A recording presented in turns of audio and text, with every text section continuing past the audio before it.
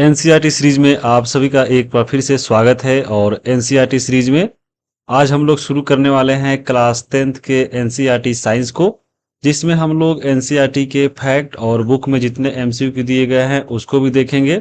इसके अलावा जो है प्रीवियस ईयर जो क्वेश्चन पूछा गया है, जैसे बीपीएससी टीआरई में टीआरई 1 2 3 के थे, उसको भी हम लोग इसमें शामिल किए हैं ताकि आपको ये अंदाजा लगे कि क्वेश्चन जो है कैसे पूछता है, क्वेश्चन सेटर जो होता है कैसे सेट करता है।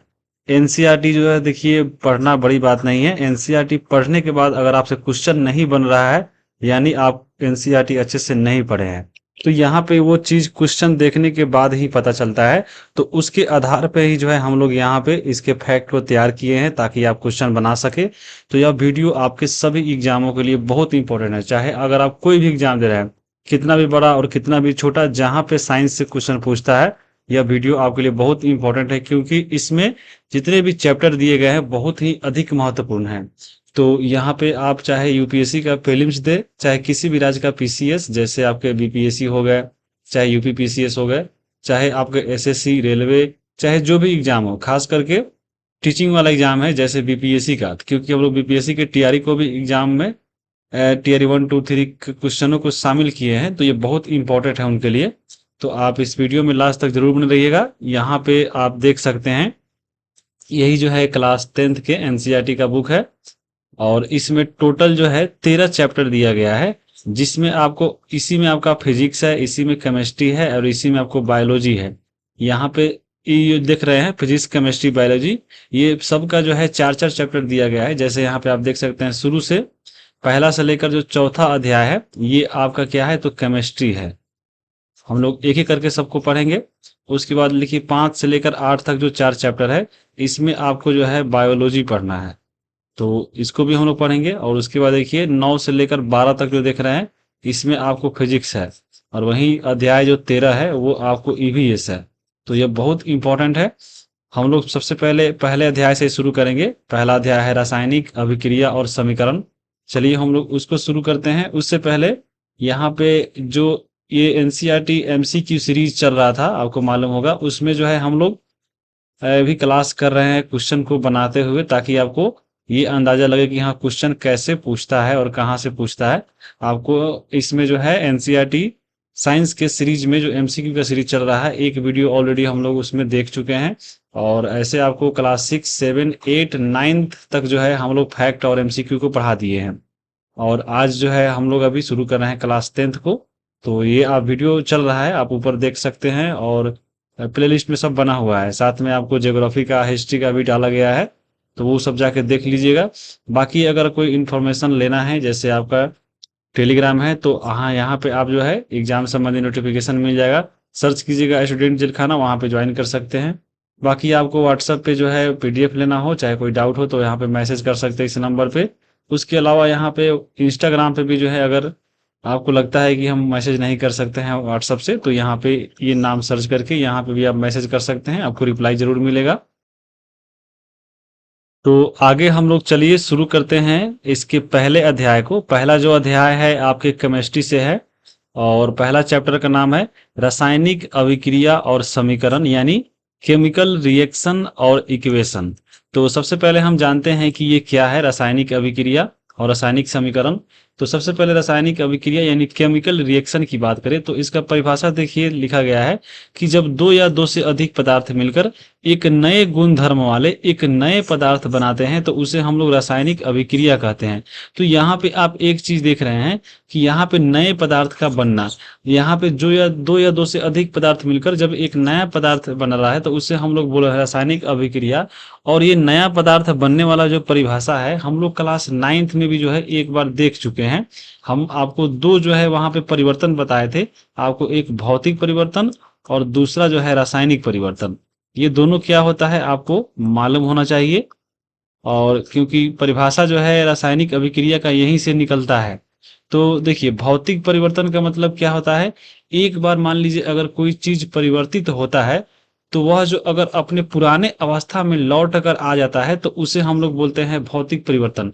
यानी एक बार कोई वस्तु अगर परिवर्तित होता है तो पुनः उसे हम लोग प्राप्त कर सकते हैं। तो पुनः अगर प्राप्त कर लेते हैं तो वह भौतिक परिवर्तन है, और इसे अगर हम पुनः प्राप्त नहीं कर सकते हैं वो आपको रासायनिक अभिक्रिया है। यानी इसमें जो है वस्तु फिर से प्राप्त नहीं हो रहा है अपने पुराने वाले अवस्था में, एक नया वस्तु बन रहा है। यानी यहाँ पे नया पदार्थ बन रहा है किसमें, तो आपको रासायनिक परिवर्तन में नया पदार्थ, क्योंकि पुराना पदार्थ अपने पुराने अवस्था में नहीं लौट रहा है, यानी नया पदार्थ बन रहा है किसमें, तो रासायनिक परिवर्तन में। और यही आपका रासायनिक जो परिवर्तन है वह रासायनिक अभिक्रिया कहलाता है। जैसे यहाँ पे आप देख सकते हैं एनसीईआरटी में दिया गया है, एक लाइन जब पढ़िएगा यहाँ पे कि कोई रासायनिक परिवर्तन होता है तो हम कह सकते हैं कि रासायनिक अभिक्रिया हुई है। यानी यहाँ पे रासायनिक परिवर्तन का होना यहाँ पे रासायनिक अभिक्रिया कहलाता है। तो यही चीज यहाँ पे दिया गया है, और यहाँ पे इसमें क्योंकि नया पदार्थ बनता है तो परिभाषा भी यही था, आप पढ़े हैं। जैसे यहाँ पे आप देख सकते हैं इसका उदाहरण भी दिया गया है कि आपको हाइड्रोजन और ऑक्सीजन मिलकर जो है यहाँ पे H2O यानी एक नया पदार्थ बनाया जिसको हम लोग जल बोल रहे हैं। यानी दो या दो से अधिक पदार्थ मिलकर एक नया पदार्थ यहाँ पे बनाया है, जिसका यहाँ पे गुण धर्म भी अलग है। जैसे यहाँ पे पहले हाइड्रोजन और ऑक्सीजन यहाँ पे गैस था, यहाँ पे आप देख रहे हैं एक जल बन गया है, ये दोनों मिलकर तो यहाँ पे एक नया पदार्थ बना। और ये आपका एक क्या हुआ, एक आपका ये रासायनिक परिवर्तन हुआ, और यही रासायनिक अभिक्रिया कहलाता है। तो बहुत सारा कुछ यहाँ पे उदाहरण भी जैसे दिया गया है, आप यहाँ पे देख सकते हैं। जैसे दिया गया है कि गर्मियों में कमरे के तापमान पे दूध को खुला छोड़ देना। आप देख रहे हैं कि अभी गर्मी का दिन है, अगर आप दूध छोड़ देते हैं रूम पर, देखिएगा कुछ देर के बाद फट जाता है। तो यहाँ पे क्या हुआ, आपको दूध फटकर दूसरा कुछ बदल गया, फिर वो जो आपका एक नया गुणधर्म वाला पदार्थ बन गया। फिर से जो है फटा हुआ दूध से हम लोग दूध की प्राप्ति नहीं कर सकते हैं। तो ये एक रासायनिक परिवर्तन है, और रासायनिक परिवर्तन ही रासायनिक अभिक्रिया कहलाता है। तो यहाँ पे उस प्रकार अगला है, देखिए लोहे का तवा या तसला या कील को अगर आर्द्र वायुमंडल में छोड़ देते हैं तो वो भी आपके क्या है, एक नया पदार्थ बना लेता है। जैसे देखिएगा लोहा को जहाँ पे नमी वाला है, जहाँ पे पानी का अंश है, उसको वहां पे रख दीजिएगा तो उसमें आपको बीजी पकड़ लेता है भूरा कलर का, तो वहां पे भी एक नया पदार्थ बन गया। तो ये भी आपके रासायनिक परिवर्तन है। तो और ये रासायनिक अभिक्रिया हो गया। अंगूर का किण्वन हो जाता है। देखिए अंगूर से जो है हम लोग यहाँ पे शराब बनाते हैं, अल्कोहल बनाते हैं। तो अल्कोहल बना, तो यहाँ पे फिर अल्कोहल से हम लोग अंगूर नहीं प्राप्त कर सकते हैं, तो रासायनिक परिवर्तन है, नया पदार्थ बन गया, तो ये रासायनिक अभिक्रिया हो गया। भोजन पकाया था, देखिए आप भोजन पकाते हैं, आप जो है दूध से पनीर बना लीजिए, पनीर से दूध फिर नहीं बनेगा। तो यहाँ पे भोजन को पकाना एक नया पदार्थ बना रहा है, नया गुणधर्म वाला पदार्थ बन रहा है, तो ये भी एक रासायनिक परिवर्तन हो गया, तो रासायनिक अभिक्रिया हो जाएगा। हमारा शरीर भोजन को पचा लेता है, देखिएगा हम लोग कुछ भी खाते हैं पच के दूसरा पदार्थ बन जाता है, नया पदार्थ बन गया। हम सांस लेते हैं, देखिए सांस ले रहे हैं हम लोग, ऑक्सीजन छोड़ रहे हैं, आपके नया पदार्थ कार्बन डाइऑक्साइड। तो ये सब क्या है, आपको इसमें नया पदार्थ बन रहा है, नया गुण धर्म वाला, तो ये रासायनिक अभिक्रिया कहलाता है। यही यहाँ पे लिखा गया है कि इन सभी परिस्थितियों में प्रारंभिक वस्तु की प्रकृति पहचान कुछ न कुछ बदल जाती है। और यहाँ पे पदार्थ के भौतिक और रासायनिक परिवर्तनों के बारे में हम पीछे पढ़ चुके हैं, और यहाँ पे जो परिवर्तन हो रहा है तो नया पदार्थ बन रहा है, यानी रासायनिक परिवर्तन हो रहा है, और रासायनिक परिवर्तन ही जो है रासायनिक अभिक्रिया, यहाँ से इसका परिभाषा निकलता है। तो अब यहाँ पे आप लोग जो है रासायनिक अभिक्रिया आपको समझ में आया होगा। अब देखिए आपके बुक में जो है यहाँ पे जैसे कुछ क्रियाकलाप दिया गया है ताकि आपको ये और अच्छे से समझ में आ जाए। रासायनिक अभिक्रिया, देखिए रासायनिक अभिक्रिया में क्या है, आपको ऐसे जो है क्रियाकलाप दिया जाता है, उसको पढ़ के जो है एक आगे चलकर समीकरण बनता है जिसे हम लोग रासायनिक समीकरण बोलेंगे। तो रासायनिक अभिक्रिया में आपके एग्जाम में भी सवाल ऐसा ही पूछता है, आपको सीधा ऐसे फार्मूला देके नहीं पूछेगा, आपको एग्जाम में सीधे पूछ देगा कि हाँ यहाँ पे मैग्नीशियम रिबन को वायु में हम जलाते हैं तो क्या प्राप्ति होता है, तो मैग्नीशियम ऑक्साइड की प्राप्ति होता है। बाकी इसमें देखिए अब ये पूरा क्रियाकलाप दिया है कि कैसे कैसे हम लोग जलाएंगे। जैसे देखिए लिखा गया है कि लगभग 3 से 4 सेंटीमीटर लंबा जो है एक मैग्नीशियम का रिबन लेंगे, हम उसको हम रेगमाल से साफ करेंगे। रेगमाल से इसलिए साफ करेंगे क्योंकि जो मैग्नीशियम का फीता है पहले ही वायुमंडल में, उस पे जो है और ऑक्सीजन का चाहे वायुमंडल में जो भी गैस है उसको वहां पे परत जम गया है, तो उसको हम साफ कर लेंगे अच्छे से। फिर उसको जो है एक चिमटा से पकड़ कर यहाँ पे बर्नर से उसको जलाएंगे। जैसे देखिए चिमटा से पकड़ कर यहाँ पे जो है जो मैग्नीशियम का फीता था बर्नर से जलाया जा रहा है। जब हम उसको जलाएंगे तो बहुत तेजी से जलता है, यानी उसमें से जो है बहुत तेज से उष्मा निकलता है और जलकर जो है राख बन के फिर यहाँ पे देख रहे हैं एक यहाँ पे शीशा का गिलास है जिसमें गिर जा रहा है। शीशा का गिलास को ही जो है वाश गिलास बोला है, जिसको हम लोग कहीं कहीं चाइना डिश पढ़ेंगे। तो चाइना डिश वही हुआ, वाच गिलास वही हुआ, शीशा का गिलास यही हुआ। तो इसमें देख रहे हैं यहाँ पे जो है राख गिर गया। जो राख यहाँ पे देखिए जल के गिरा है वो श्वेत कलर का यानी उजला कलर का है और यही जो है मैग्नीशियम ऑक्साइड होता है। तो इतना लंबा हम लोग देखें एक क्रियाकलाप था, ये रासायनिक अभिक्रिया था। अगर इसको हम रासायनिक सूत्र के माध्यम से लिख देंगे, जैसे मैग्नीशियम यानी Mg हो गया, मैग्नीशियम को ऑक्सीजन की उपस्थिति में हम जला रहे हैं, जलाने के बाद यहाँ पे मैग्नीशियम ऑक्साइड बन गया। तो ये आपका समीकरण हो गया, इसको हम लोग बोलेंगे रासायनिक समीकरण। अब बाकी छोड़कर जितना हम यहाँ पे देखे हैं ये सब चीज ये सब क्या है, रासायनिक अभिक्रिया है। रासायनिक समीकरण फॉर्मूला वाला चीज है। तो इसको आप देख लिए, एग्जाम में ऐसा ही पूछता है कि मैग्नीशियम रिबन को वायु में अगर दहन कराया तो क्या बन रहा है, तो मैग्नीशियम ऑक्साइड बनता है। इसी को फॉर्मूला से लिखेंगे तो हम लोग मैग्नीशियम, क्योंकि जल रहा है आपको तो जलने के लिए ऑक्सीजन चाहिए, तो O2 और यहाँ पे नया पदार्थ बना इसकी अभिक्रिया करके तो बना क्या, तो आपको Mg यानी मैग्नीशियम ऑक्साइड। तो ये समीकरण हो गया और वो अभिक्रिया था। तो यहाँ पे इसे देख सकते हैं, लिखा भी गया है कि आपने देखा कि चमकदार श्वेत लौ के साथ मैग्नीशियम रिबन का दहन हो रहा है यानी जल रहा है। जब जलाते हैं तो श्वेत लौ निकलता है और वो उसको जल जाता है और श्वेत चूर्ण में परिवर्तित हो रहा है। देखिए आप यहाँ पे जो मैग्नीशियम फीता था वो एक नया पदार्थ बन गया, श्वेत चूर्ण बन गया। यह मैग्नीशियम ऑक्साइड का चूर्ण है। वायु में उपस्थित ऑक्सीजन तथा मैग्नीशियम के बीच में होने वाली अभिक्रिया के कारण यह बनता है। तो ये आपको एक हम लोग अभिक्रिया करके क्रियाकलाप करके दिखाए हैं कि कैसे बनता है। अब देखिए जब रासायनिक अभिक्रिया होता है तो उसमें जो है पहले वाले अवस्था से नया अवस्था में चीज बन रहा है तो वहां पे कुछ परिवर्तन होता है, जैसे अवस्था में परिवर्तन। जैसे यहाँ पे आप देखे हैं कि हाँ एक रिबन का फीता था, तो रिबन का देखे हैं फीता आपको दूसरा जैसा था और इसको जब हम जलाए हैं तो ये एक राख बन गया है, यानी इसके यहाँ पे देख रहे हैं अवस्था में परिवर्तन होता है। बहुत सारा ऐसा ऐसा आएगा, जैसे पानी को है तो पानी को हम बदल के तो दूसरा कुछ गैस बना देंगे तो उसका अवस्था बदल गया। रंग में परिवर्तन बिल्कुल रहता है। आप देख रहे थे कि यहाँ पे जो मैग्नीशियम का फीता था जलकर श्वेत बन गया है, तो यहाँ पे रंग में परिवर्तन हो जाता है। गैस का निकास और उत्सर्जन आप देखे हैं, जब जलाए हैं रिबन के फीता को तो यहाँ पे बहुत जो है बड़ी मात्रा में ऊष्मा जो है निकला है। तो यहाँ पे गैस का जो है निकलता भी है और यहाँ पे उत्सर्जन भी होता है। यहाँ पे देखिए तापमान में परिवर्तन, आप देखें कि जलाए हैं तो आपको लौ निकला है, श्वेत लौ, तो यहाँ पे आपको तापमान में भी परिवर्तन हुआ है। तो ये जब आपको रासायनिक अभिक्रिया होता है तो ये सब आपको परिवर्तन भी होता है, यानी चेंज इन स्टेट यानी अवस्था में परिवर्तन, चेंज इन कलर, आपको देखिए इवोल्यूशन ऑफ गैस और चेंज इन टेम्परेचर, ये सब जो है बदलाव होता है आपको रासायनिक अभिक्रिया के दौरान। रासायनिक अभिक्रिया देख लिए। अब हम पढ़ेंगे रासायनिक समीकरण यानी केमिकल इक्वेशन। तो जितना हम लोग बोलते हैं कि हाँ वो इतना से इतना, अगर हम जो है मैग्नीशियम फीता को ऑक्सीजन में वायुमंडल में दहन कराएंगे तो आपको मैग्नीशियम ऑक्साइड मिलेगा, तो वो आपका रासायनिक अभिक्रिया हो गया। और वही को अगर हम इसमें फॉर्मूला में लिख दे, सूत्र से लिख दे, तो रासायनिक समीकरण हो जाएगा। इतना ही बड़ी बात है, कुछ नहीं है। देखिए रासायनिक अभिक्रिया में शामिल अभिकारक और उत्पाद को पदार्थ के सूत्र के द्वारा निरूपित करना रासायनिक समीकरण कहलाता है। अब ये यहाँ पे एक चीज मिल रहा होगा, अभिकारक और उत्पाद क्या होता है। तो देखिए रासायनिक अभिक्रिया में जो है दो चीज भाग लेता है। यहाँ पे जो एक तीर देख रहे हैं, तीर का निशान बता रहा है कि ये पहले वाला चीज है जो मिल रहा है बनने के लिए, और तीर के बाद वाला चीज है ये जो है अभिक्रिया करके बन गया है। तो रासायनिक अभिक्रिया में ये चीज आपको शामिल हो रहा है, मैग्नीशियम और ऑक्साइड मिलकर दूसरा नया चीज बना रहा है। तो रासायनिक अभिक्रिया में जो शामिल होता है उसको हम लोग बोलते हैं अभिकारक, और रासायनिक अभिक्रिया के फल स्वरूप बनने वाले पदार्थ जो होते हैं वो कहलाते हैं आपके उत्पाद। तो ये याद रखिएगा, अभिकारक क्या है, तो रासायनिक अभिक्रिया में भाग लेने वाला, और उत्पाद क्या है, रासायनिक अभिक्रिया के बाद बनने वाला पदार्थ।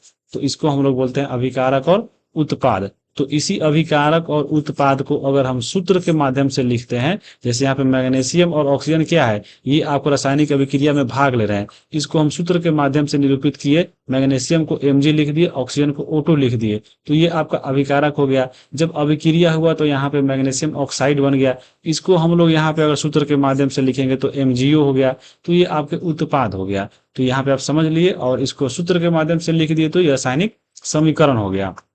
अब देखिए यहाँ पे लिखा गया है कि जब ऑक्सीजन की उपस्थिति में मैग्नीशियम का रिबन दहन होता है तो मैग्नीशियम ऑक्साइड में परिवर्तित हो जाता है। ये हम इसको वाक्य में बोल रहे हैं तो ये आपका अभिक्रिया हो गया। देखिए वाक्य के रूप में किसी रासायनिक अभिक्रिया का विवरण बहुत लंबा हो जाता है, इसलिए संक्षिप्त रूप में लिखा जाता है। इसे शब्द समीकरण के रूप में लिखना सबसे सरलतम विधि है, क्योंकि शॉर्टकट में इसको लिखेंगे ताकि समझना आसान हो। तो यहाँ पे आपको संक्षिप्त रूप में लिखना ही समीकरण कहलाता है। तो ये आप यहाँ पे आप समझे होंगे। अब देखिए यहाँ पे कुछ और हम आपको उदाहरण बता देते हैं ताकि क्लियर हो जाए पूरा। एक तरफ रासायनिक अभिक्रिया है, रासायनिक समीकरण है। अब इतना जो है हम लोग तामझाम देख रहे हैं, इतना क्रियाकलाप कीजिए, चाहे इसको शब्द में लिखिए चाहे वाक्य में लिखिए, तो ये रासायनिक अभिक्रिया हो गया। और इसी चीज को अगर हम यहाँ पे जो दिया गया है क्रियाकलाप, इसको हम फॉर्मूला से लिख दे तो ये रासायनिक समीकरण हो गया। तो एक बार पढ़ लीजिए। देखिए यहाँ पे क्रियाकलाप में दिया गया है कि एक शंक्वाकार जो है फ्लास्क लीजिए, यानी शीशा का गिलास लीजिए, उसमें जो है दानादार जिंक यानी जो है जिंक का देखिए यहाँ पे कुछ दाना लीजिए, इसमें जो है तनु हाइड्रोक्लोरिक अम्ल या सल्फ्यूरिक अम्ल मिला दीजिए, यानी जो जिंक पहले रखे थे उसमें जो है इसमें सल्फ्यूरिक अम्ल चाहे हाइड्रोक्लोरिक अम्ल रख दीजिए। रखने के बाद यहाँ पे देखिए क्या होता है, नया चीज क्या बन रहा है। तो यहाँ पे वही लिख रहा है कि दानेदार जस्ते पर तनु सल्फ्यूरिक अम्ल की अभिक्रिया से जो है हाइड्रोजन गैस बनता है। तो ये अब हम लोग वाक्य में बोल दिए तो रासायनिक अभिक्रिया हो गया। अब इसी चीज को हम लोग यहाँ पे देखिए फॉर्मूला से लिखेंगे तो वो रासायनिक समीकरण हो जाएगा। जैसे बोला था कि हाँ दानादार जस्ते पर यानी जिंक पे या तो आप हाइड्रोक्लोरिक अम्ल रखिए, तो पहले हम HCl रखेंगे। तो यहाँ पे देखिए अभिक्रिया अभिकारक आपको दो मिल गया, अभी अभिक्रिया करेगा तो जेडन जो है यहाँ पे Cl से अभिक्रिया करता है, तो यहाँ पे जिंक क्लोराइड बन गया और H2 एक नया जो है कि यहाँ पे गैस का निर्माण हुआ। तो यही पूछा था।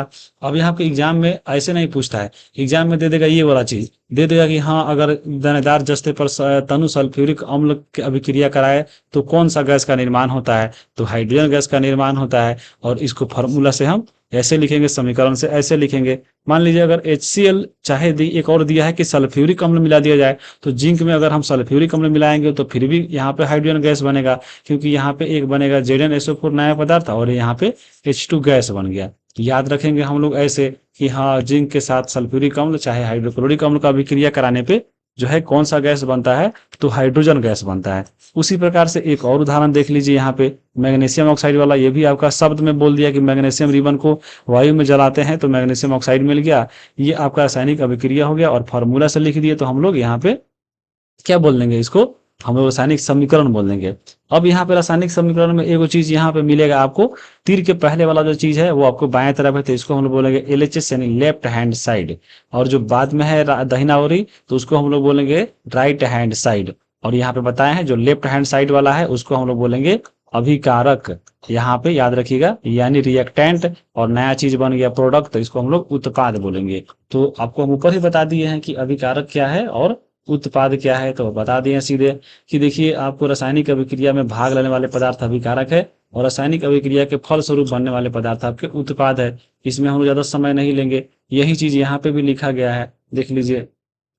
मैग्नीशियम तथा ऑक्सीजन ऐसे पदार्थ है जिसमें रासायनिक परिवर्तन होता है, उसे अभिकारक बोलते हैं। और इस अभिक्रिया से एक नया पदार्थ बनता है जो मैग्नीशियम ऑक्साइड बनता है, तो वह आपके इसके उत्पाद है। ये चीज आपको यहाँ पे ध्यान रखना है। बाकी चीज कुछ और चीज होता है जो आपको रासायनिक अभिक्रिया में, जैसे इसके बीच में देख रहे हैं प्लस का चिन्ह है चाहे तीर का चिन्ह है, तो ये सब क्या दिखाता है। जैसे देखिए यहाँ पे लिखा गया है कि अभिकारकों के बीच में प्लस का चिन्ह लगाकर उसे LHS लिख दिया जाता है। इसी प्रकार उत्पाद जो उत्पाद होता है उसके बीच में भी जो है प्लस चिन्ह लगाकर उसको RHS लिख दिया जाता है। तीर का सिरा जो है उत्पाद की ओर होता है, याद रखिएगा। यहाँ पे जो तीर देख रहे हैं, तीर का जो सिरा होता है वो उत्पाद की ओर होता है। यह अभिक्रिया की होने की दिशा बताता है कि हाँ यहाँ से जो है ये दोनों चीज मिलकर ये नया चीज बना है। तीर जो होता है उसका दिशा बताता है, यानी अभिक्रिया किस तरफ हो रहा है। तो ये सब आपको थोड़ा मोड़ा याद रखना चाहिए। अब देखिए यहाँ पे एक चीज नया पढ़ना है, संतुलित रासायनिक समीकरण यानी बैलेंस्ड केमिकल इक्वेशन। ये क्या होता है, चलिए हम इसको समझते हैं। इसी में छुपा हुआ है, देखिए बैलेंस यानी बराबर, यानी दोनों तरफ बराबर। यानी रासायनिक अभिक्रिया में ये जो तीर दिखा रहा था नया चीज बन रहा है, इधर आपको बन गया कौन सा, तो आपके उत्पाद, और यहाँ पे आपके इधर है अभिकारक। तो यहाँ पे अभिकारक और यहाँ पे जो उत्पाद है ये दोनों बराबर है कि नहीं। यानी मान लीजिए आपका उत्पादक में जो है जितना परमाणु है, मान लीजिए इसमें 10 kg का जो है सामान है, तो आपको हम बदलेंगे तो भी 10 kg में ही बदलेगा। मान लीजिए इसमें कोई परमाणु है अगर 3 परमाणु है तो इसमें भी एक जो है 3 परमाणु होगा। तो परमाणु की संख्या बराबर हो या उसके द्रव्यमान बराबर हो तो वही कहलाता है रासायनिक समीकरण, यानी रासायनिक बैलेंस्ड केमिकल इक्वेशन, यानी संतुलित रासायनिक समीकरण।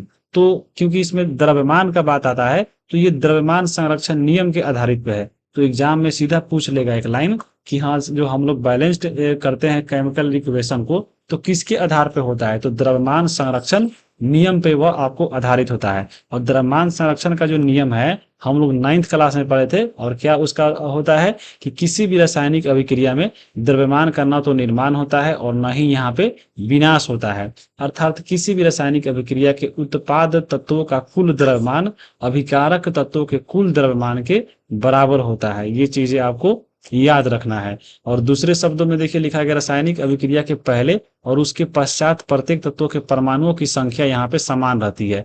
या तो आपको कुल द्रव्यमान या आपके परमाणु की संख्या, ये दोनों यहाँ पे बराबर रहेगा। मान लीजिए जैसे आप अभी पढ़े हैं Mg और ऑक्सीजन से अभिक्रिया करके यहाँ पे बनाया है MgO, नया पदार्थ बन गया। अब इसको अगर हम यहाँ पे समीकरण करें तो कैसे बनेगा, संतुलित समीकरण करें तो यहाँ पे देखिए कुल द्रव्यमान यहाँ बराबर होना चाहिए और यहाँ पे परमाणु की संख्या भी जो है बराबर होना चाहिए। तो देखिए यहाँ पे अगर अभिकारक में हम देखें तो मैग्नीशियम इधर 1 है, यहाँ पे ऑक्सीजन 2 है। और वहीं अगर नया पदार्थ जब बन गया है तो यहाँ पे देखिए मैग्नीशियम 1 ठीक है, यहाँ पे Mg1 था, ऑक्सीजन यहाँ पे 1 है लेकिन पहले 2 था, तो इसको भी हम 2 बनाएंगे। तो 2 कैसे बनेगा, इसमें जो है हम 2 से गुना करेंगे। तो देखिए 2 Mg बन गया और 2 ऑक्सीजन बन गया। यहाँ पे आप देख रहे हैं 2 ऑक्सीजन बन गया और यहाँ के इधर देख रहे हैं अब 1 ही है, तो इसको भी हम 2 से गुना कर देंगे। तो देखिए आपको 2 मैग्नीशियम और 2 ऑक्सीजन इधर हो गया और अभिकारक जो उत्पाद नया चीज बना है तो 2 Mg इधर भी हो गया और 2 ऑक्सीजन उधर भी हो गया। तो यहाँ पे दोनों तरफ परमाणु की संख्या क्या हो गया, समान हो गया। तो ये आपको कौन सा समीकरण हो गया, ये हम इसको बोलेंगे संतुलित रासायनिक समीकरण। अगर कोई समीकरण अगर नहीं हुआ है आपको संतुलित तो उसको हम लोग बोलते हैं कंकाली समीकरण। उसको भी हम लोग आगे यहाँ पे देख लेंगे। तो यहाँ पे कुछ उदाहरण दिया गया, चलिए सबसे पहले हम इसको देखते हैं कि ये आपको रासायनिक संतुलित समीकरण है कि नहीं।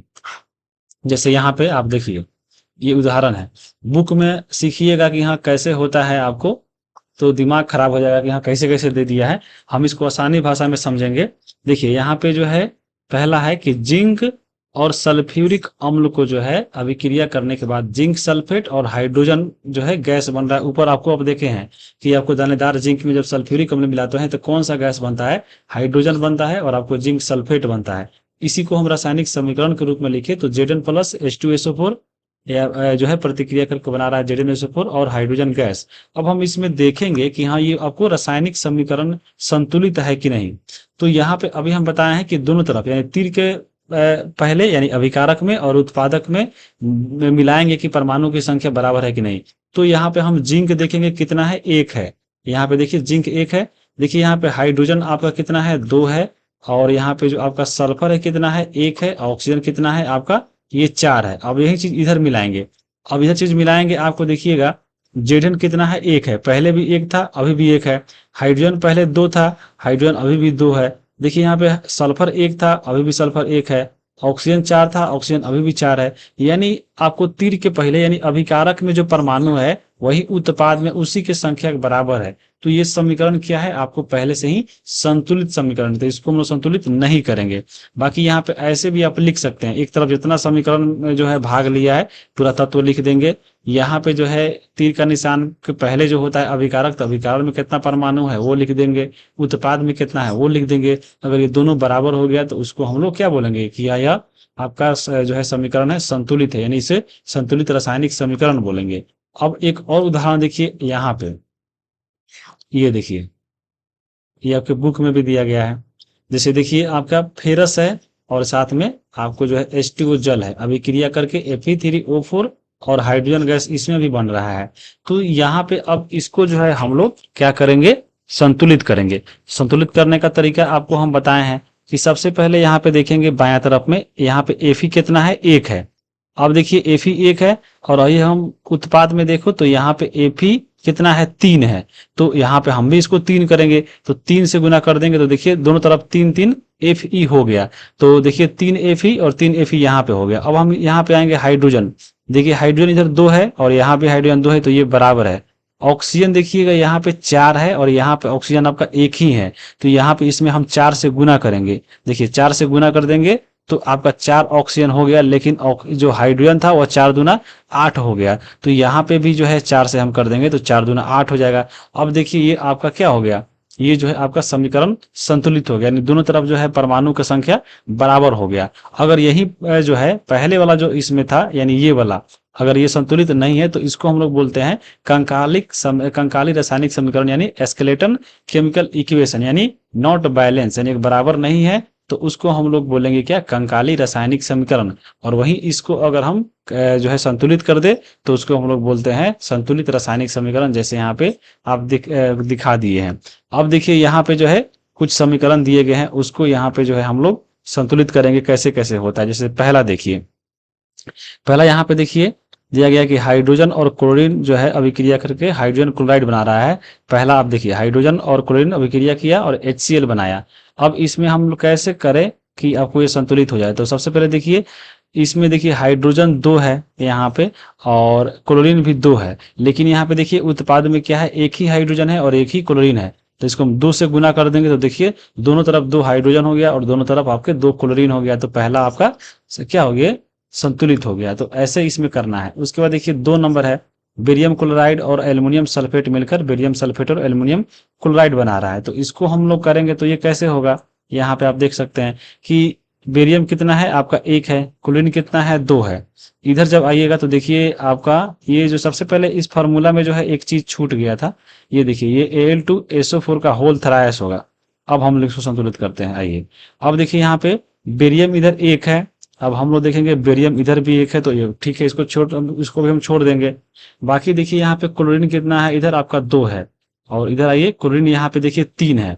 तो यहाँ पे अब हम लोग इसमें भी छेड़छाड़ करना पड़ेगा, लेकिन इसके आगे वाला देखने के बाद जैसे देखिए एल्युमिनियम कितना यहाँ पे 2 है और एल्युमिनियम यहाँ पे कितना है 1 ही है। तो इसको हम 2 से गुना करेंगे तो देखिए दोनों तरफ 2 एल्युमिनियम हो गया, लेकिन क्लोरीन यहाँ पे देखिए 2 तिहाई 6 हो गया, आपको यहाँ पे क्लोरीन 6 हो गया। अब यहाँ पे क्लोरीन कितना था आपका, क्लोरीन 2 ही था। तो इसको भी हम 6 करने के लिए 3 से गुना करना पड़ेगा, 3 दूना 6। देखिए क्लोरीन भी दोनों तरफ 6 हो गया, एल्युमिनियम भी आपको दोनों तरफ 2 हो गया। लेकिन यहाँ पे 3 से गुना किए हैं तो बेरियम अब 3 हो गया, इधर 1 ही था तो 3 से इधर भी गुना कर देंगे तो देखिए बेरियम भी 3 हो गया दोनों तरफ। अब बच गया यहाँ पे आपका SO4, यहाँ पे देखिए SO4 देखिए 3 है और यहाँ पे आपका SO4 भी जो है 3 हो गया, क्योंकि 3 से हम गुना कर दिए तो ये आपका समीकरण संतुलित हो गया। तो इस प्रकार से इसको हम संतुलित करेंगे। तीसरा नंबर देखिए आपको है सोडियम जल से अभिक्रिया करके सोडियम हाइड्रोक्साइड और हाइड्रोजन गैस बना रहा है। तो देखिए आपका पहला में देखिए सोडियम 1 है और इधर भी सोडियम 1 है, छोड़ देंगे। अब देखिए हाइड्रोजन इधर 2 है और इधर हाइड्रोजन देखिए 2 यहाँ पे है और एक यहाँ पे है 3 है। तो इसमें भी हम लोग छेड़छाड़ करेंगे, लेकिन अगला देखने के बाद। जैसे देखिए यहाँ पे ऑक्सीजन कितना है 1 है और इधर ऑक्सीजन कितना है, यहाँ पे देख सकते हैं ऑक्सीजन इधर भी 1 है। अब हाइड्रोजन का बात रह गया, तो हाइड्रोजन में देखिए मान लीजिए इसमें अगर हम गुना करते हैं 2 से तो देखिए आपका हाइड्रोजन इधर 4 हो गया, 2 दूना 4 और इधर हाइड्रोजन कितना है आपका, इधर देखिए हाइड्रोजन आपका कितना है, इधर 3 ही है, मतलब कि इधर 4 हो गया। तो अब इसको हम कैसे करेंगे, इधर 2 से गुना कर देंगे इसमें तो देखिए 2 हाइड्रोजन इधर भी हो गया और 2 हाइड्रोजन यहाँ पे, 4 हाइड्रोजन हो गया, 4 हाइड्रोजन यहाँ पे हो गया। लेकिन अब देखिए गुना किए हैं इसमें तो 2 सोडियम हो गया है, जबकि इधर 1 ही है। तो इधर हम 2 से गुना कर देंगे तो आप अब मिलाइए, 2 सोडियम हो गया, 2 सोडियम इधर भी हो गया, आपका 4 हाइड्रोजन, इधर भी 4 हाइड्रोजन हो गया 2 और 2 इधर, ऑक्सीजन इसमें 2 है, ऑक्सीजन भी इसमें भी अब 2 हो गया। तो ये आपका संतुलित समीकरण हो गया। तो इस प्रकार से हम लोग करेंगे, बाकी यहाँ पे बुक में भी दिया गया है, बाकी चीज आप कर सकते हैं। अब एक और चीज यहाँ पे हम देखेंगे, भौतिक अवस्थाओं में संकेत को लिखना।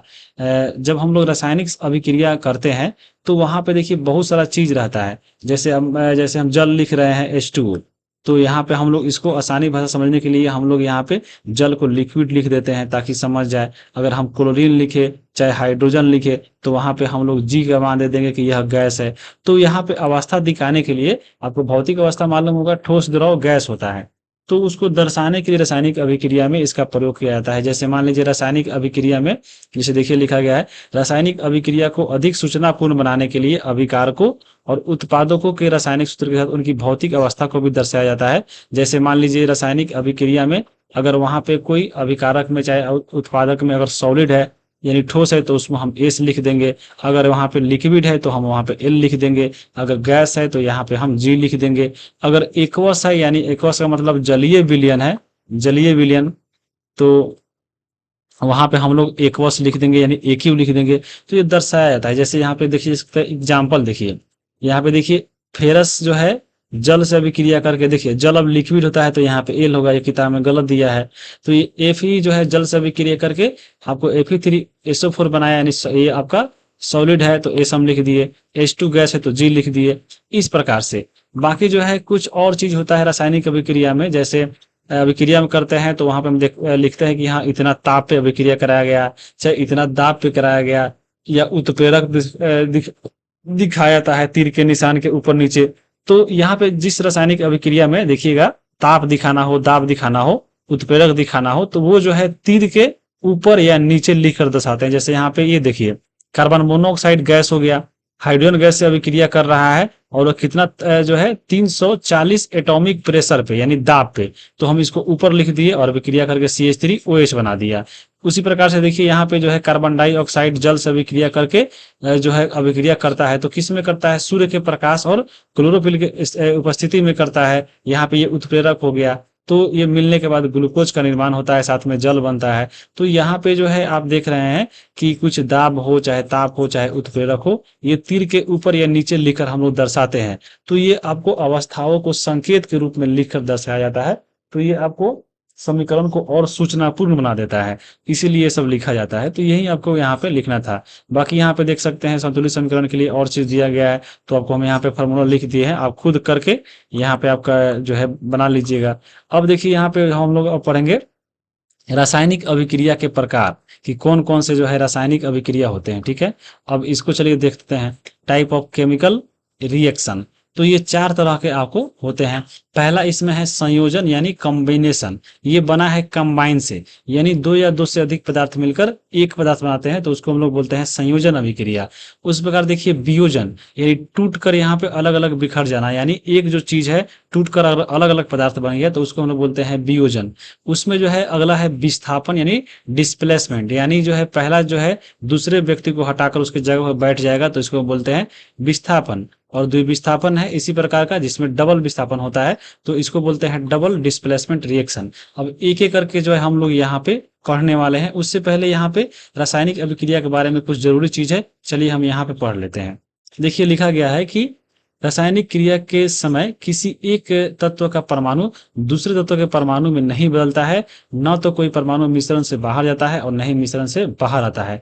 वास्तव में रासायनिक अभिक्रिया में परमाणुओं के आपसी आबंध टूटने और जुड़ने से जो है नए पदार्थ का निर्माण होता है। यानी यहाँ पे जो है मान लीजिए अगर कोई रासायनिक अभिक्रिया हो रहा है, तो जो परमाणु इधर भाग लिया है वही परमाणु से इधर जो है आपका कोई नया पदार्थ बनेगा। नया पदार्थ बनने में भले ये हो सकता है कि जो आपके रासायनिक अभिक्रिया का जो परमाणु था उसके बीच में जो आपसी बॉन्ड है वो बॉन्ड टूटने से या जुड़ने से नया पदार्थ बनेगा, न कि परमाणु के बदलने से। जो परमाणु रहेगा वही बनेगा। यानी मान लीजिए रासायनिक अभिक्रिया में यहाँ पे जैसे फेरस है, तो यहाँ पे आपको फेरस है, इधर देखिए फेरस है, यहाँ पे आपको हाइड्रोजन है और ऑक्सीजन है, तो 3 परमाणु आप देख लिए, फेरस, हाइड्रोजन और ऑक्सीजन, और यही तीनों चीज से जो है मिलकर ही अगला उत्पाद बनेगा। यानी परमाणु जो है रासायनिक अभिक्रिया में नहीं बदलता है, जो अभिकारक में होता है वही आपको उत्पाद में होता है, वो बदलता नहीं है। भले वो उसका जो आपस में जो बंधन है, जिस बंधन से जुड़ा हुआ है, जैसे हाइड्रोजन है आपको H2O है,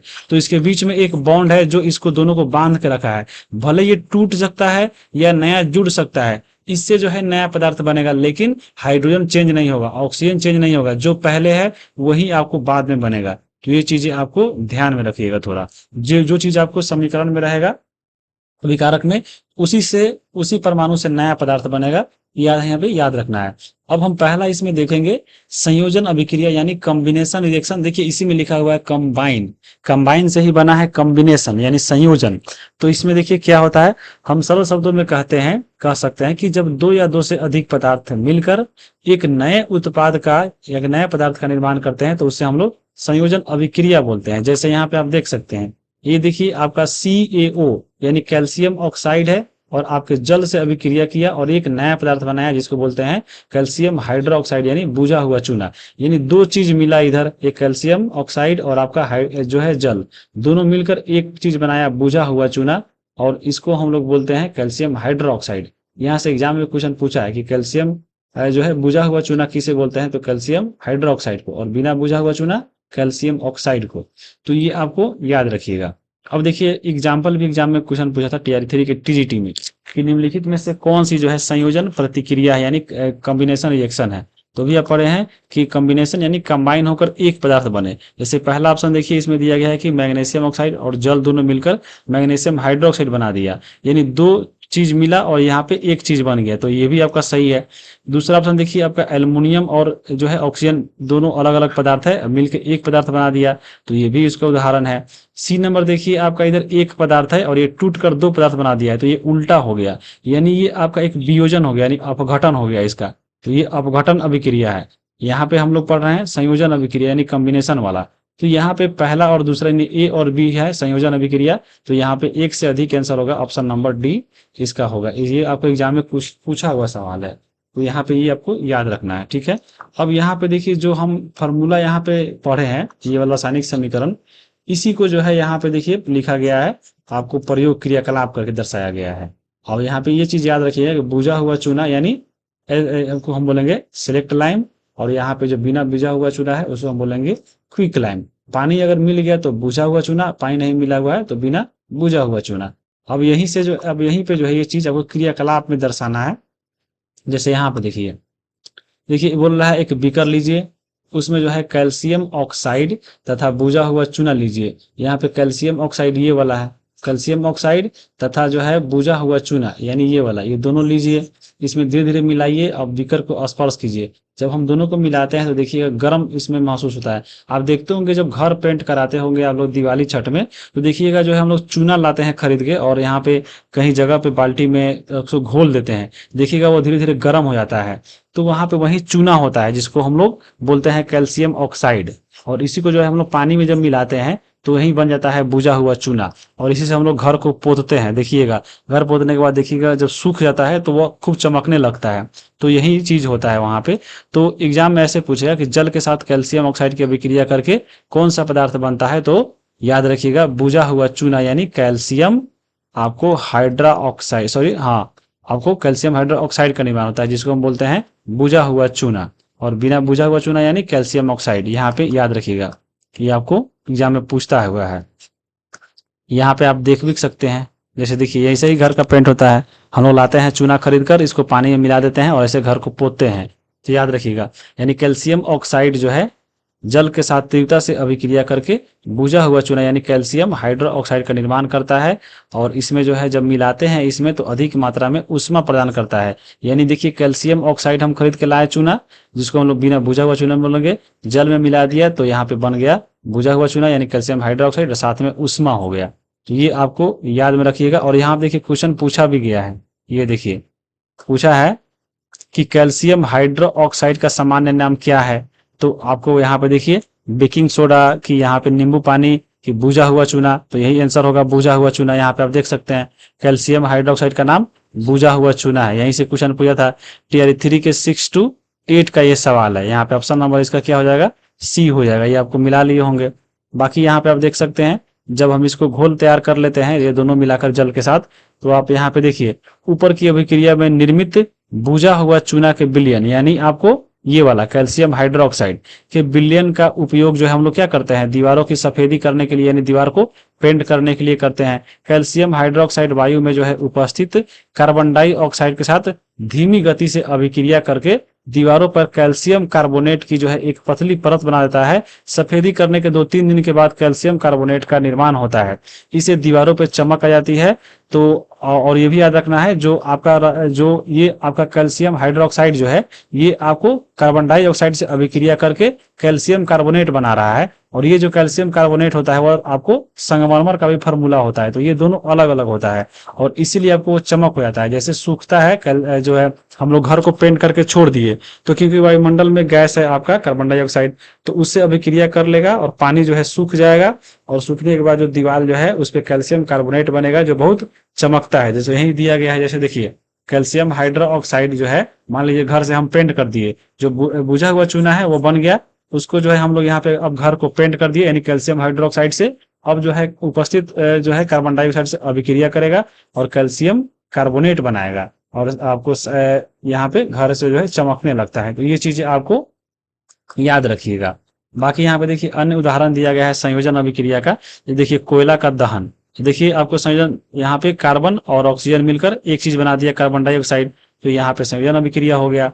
उसी प्रकार से देखिए हाइड्रोजन और ऑक्सीजन मिलकर जल बना दिया, तो दो पदार्थ मिलकर एक पदार्थ बनाया, तो ये भी आपका संयोजन अभिक्रिया है। तो अब यहाँ पे इसको आप समझ गए होंगे कि क्या है आपका संयोजन अभिक्रिया।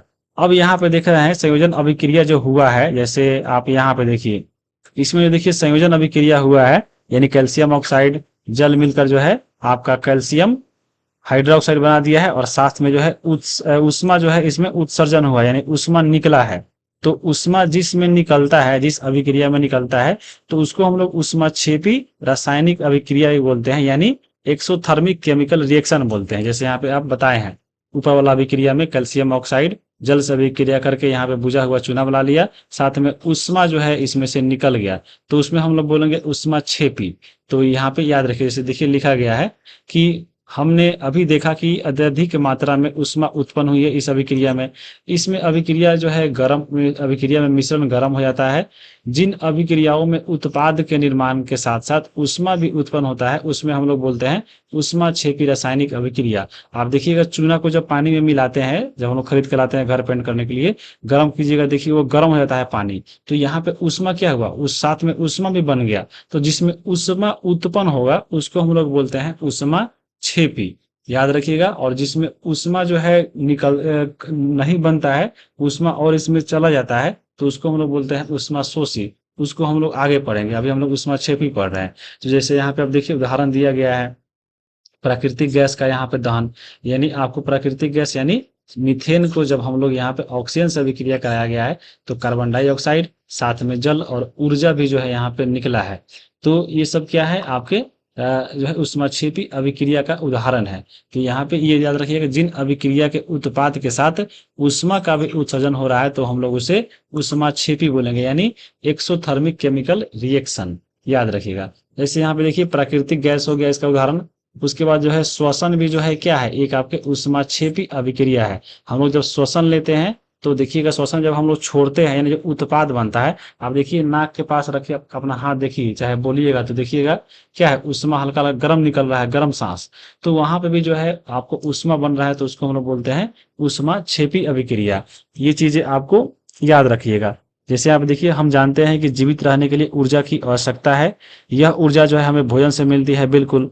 पाचन क्रिया के समय जब हम लोग कोई चीज खाना खाते हैं, तो वो छोटे छोटे टुकड़ों में टूट जाता है। जैसे चावल खाते हैं, आलू, ब्रेड हो गया, तो इसमें कार्बोहाइड्रेट भी होता है, और यही कार्बोहाइड्रेट जो है टूटने से हमारे शरीर में ग्लूकोज का निर्माण होता है, और यह ग्लूकोज जो है हमारे शरीर में कोशिका तक जाकर पहुंचकर वहां पे ऑक्सीजन से मिल जाता है, और वह आपको ऊर्जा प्रदान करता है। तो इसी को जो है हम लोग बोलते हैं श्वसन, और श्वसन में आप देख रहे हैं ऊर्जा बन रहा है, यानी यह भी आपका जो है क्या है, आपको श्वसन वाला जो है उष्माक्षेपी अभिक्रिया। जैसे यहाँ पे आप देख सकते हैं समीकरण, यहाँ पे देखिए आपका जो है जो कार्बोहाइड्रेट है ऑक्सीजन से अभिक्रिया करके यहाँ पे जो है आपको कार्बन डाइऑक्साइड और जल बना दिया, साथ में ऊर्जा भी विमुक्त किया है। तो श्वसन कैसा है, उष्माक्षेपी अभिक्रिया है।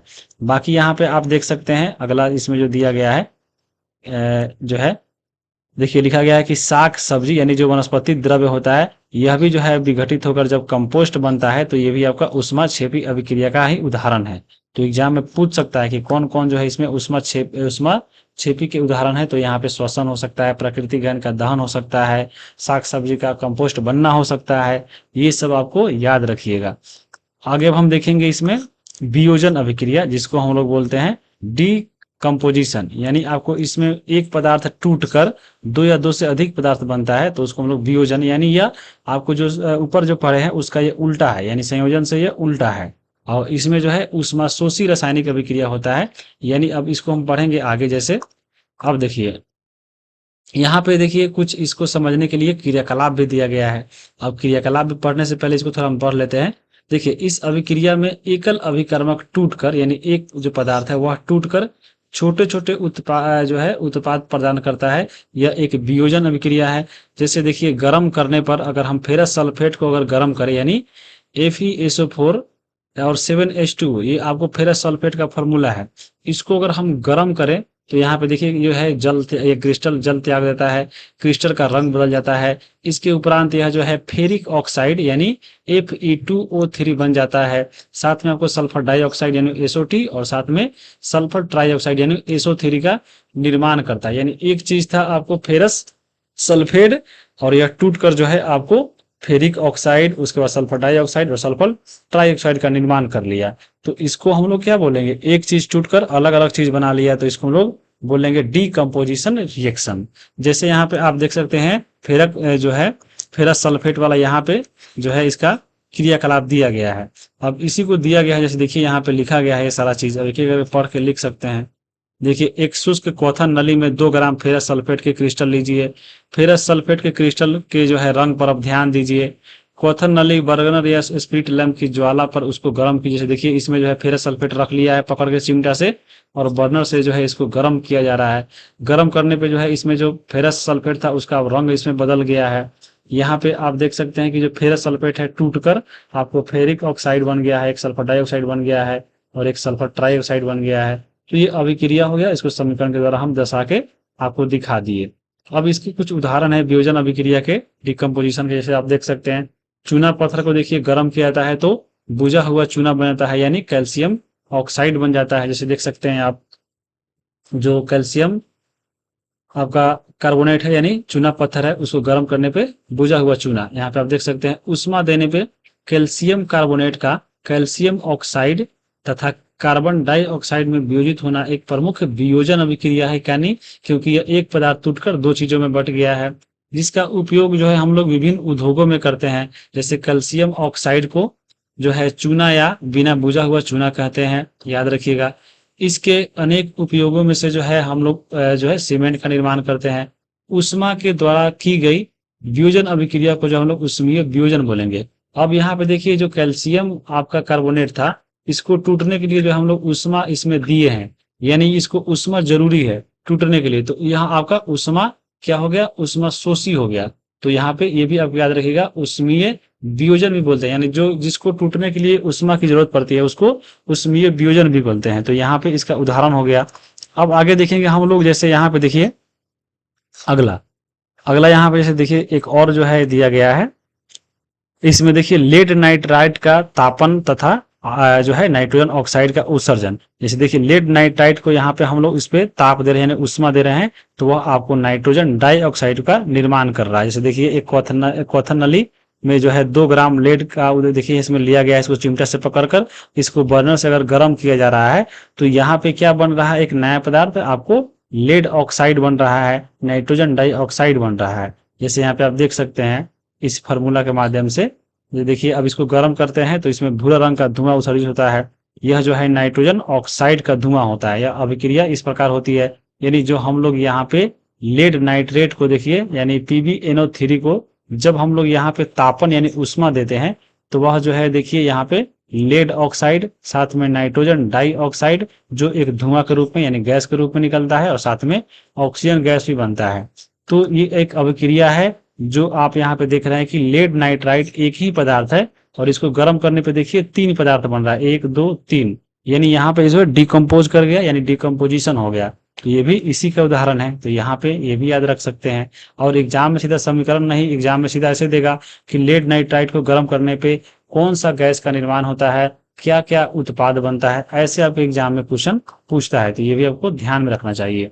अब देखिए एक और यहाँ पे चीज दिया गया है, एक और उदाहरण। यहाँ पे देखिए सूर्य के प्रकाश में जो है देखिए यहाँ पे सिल्वर क्लोराइड का धूसर रंग का होकर सिल्वर धातु बनता है। जब हम मान लीजिए सूर्य के प्रकाश में देखिए खिड़की से आ रहा है और यहाँ पे सिल्वर क्लोराइड रखा गया है। सिल्वर क्लोराइड देखिए धूप का प्रकाश जब इस पे पड़ता है तो वह सिल्वर धातु बन जाता है।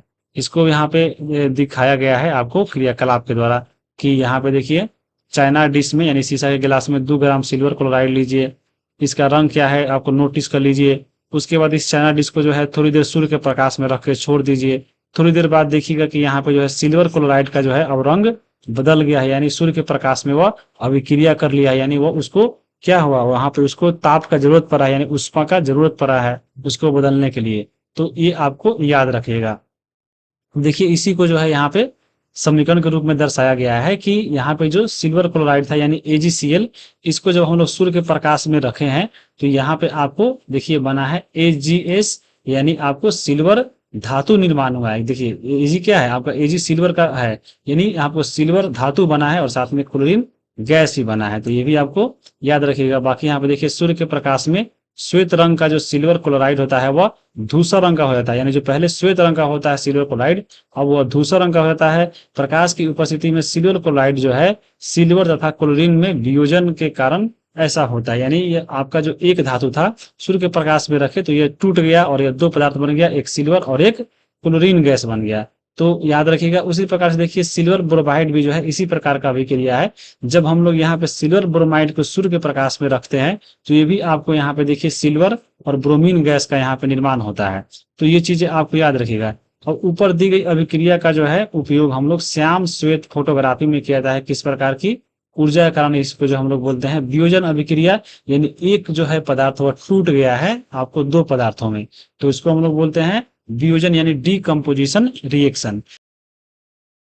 अभी आपको एक क्वेश्चन दिख रहा होगा आपको 70 नंबर, ये टीआर 1 के टीजीटी का सवाल है। लेकिन उससे पहले यहाँ पे आइए, यहाँ पे अभी हम लोग ऊपर देखे हैं कि यहाँ पे जो है सिल्वर क्लोराइड हो चाहे सिल्वर ब्रोमाइड हो, उसको तोड़ने के लिए सूर्य का प्रकाश यहाँ पे जरूरी होता है। तो जिस अभिक्रिया में सूर्य का प्रकाश, उष्मा प्रकाश ये सब जरूरी होता है उसको हम लोग बोलते हैं उष्मा शोषी। यानी यहाँ पे वही लिखा गया है कि हमने देखा कि वियोजन अभिक्रिया में अभिकारकों को तोड़ने के लिए उष्मा प्रकाश या विद्युत ऊर्जा की आवश्यकता होती है। तो जिन अभिक्रियाओं में ऊर्जा अवशोषित होती है यानी जिनको जरूरी होता है उसे हम लोग बोलते हैं उष्मा शोषी अभिक्रिया। ऊपर हम लोग देखे हैं क्या, तो उष्मा क्षेपी। इससे पहले उष्मा क्षेपी में क्या था कि यहाँ पे अभिकारकों को तोड़ने के बाद जब उत्पाद बनता था तो उसमें जो है ऊर्जा उष्मा विमुक्त होता था, यानी उसमें से निकलता था, तो उसको हम लोग बोलते हैं उष्मा क्षेपी। और यहाँ पे उष्मा ऊर्जा की जरूरत है उसको तोड़ने के लिए, तो उसको हम लोग बोलते हैं उष्मा शोषी। तो ये किसमें होता है, तो आपको ये रासायनिक वियोजन में होता है, यानी अपघटन अभिक्रिया में होता है। तो वहीं से क्वेश्चन पूछ लिया था टीआर 1 के टीजीटी में कि सभी अभिक्रियाओं के लिए रासायनिक वियोजन की प्रकृति क्या होती है। तो अभी बताया है आपको रासायनिक वियोजन के लिए उष्मा शोषी होती है। तो ऑप्शन नंबर यहाँ पे आपका सी इसका सही आंसर होगा। बाकी यहाँ पे एक और क्वेश्चन देखिए इसी से संबंधित है अपघटन अभिक्रिया से, कि चूने को जलाने पर कैल्शियम ऑक्साइड तथा कार्बन डाइऑक्साइड प्राप्ति होता है, तो वह कौन सा अभिक्रिया है। तो यहाँ पे देखिए एक चीज से दो चीज बन रहा है। चूना को हम लोग उष्मा दे रहे हैं तो यह आपका उष्मा शोषी अभिक्रिया हो गया। चूना को जब हम उष्मा दिए तो दो चीज बन गया, कैल्शियम ऑक्साइड और कार्बन डाइऑक्साइड, दो चीज बन गया, यानी अपघटन यानी डिकम्पोज होकर दो चीज बना है, तो अपघटन अभिक्रिया। और यहीं पे आपका ये क्वेश्चन आपको एनसीईआरटी से ही पूछा है। यहाँ पे अभी आपको ऊपर हम बताए थे, ये देखिए बुक में ही दिया गया है। देखिए चूना पत्थर को यानी चूना को हम लोग उष्मा देकर जला रहे हैं, तो देखिए आपको कैल्शियम ऑक्साइड और साथ में कार्बन डाइऑक्साइड मिल रहा है। तो ये कौन सा अभिक्रिया है, तो आपका वियोजन अभिक्रिया है, यानी डिकम्पोजिशन है। एक से टूटकर आपका दो बन गया। तो यही आपके एग्जाम में सीधा यहीं से एग्जाम में क्वेश्चन पूछ लिया था, तो ये आपको याद रखना है।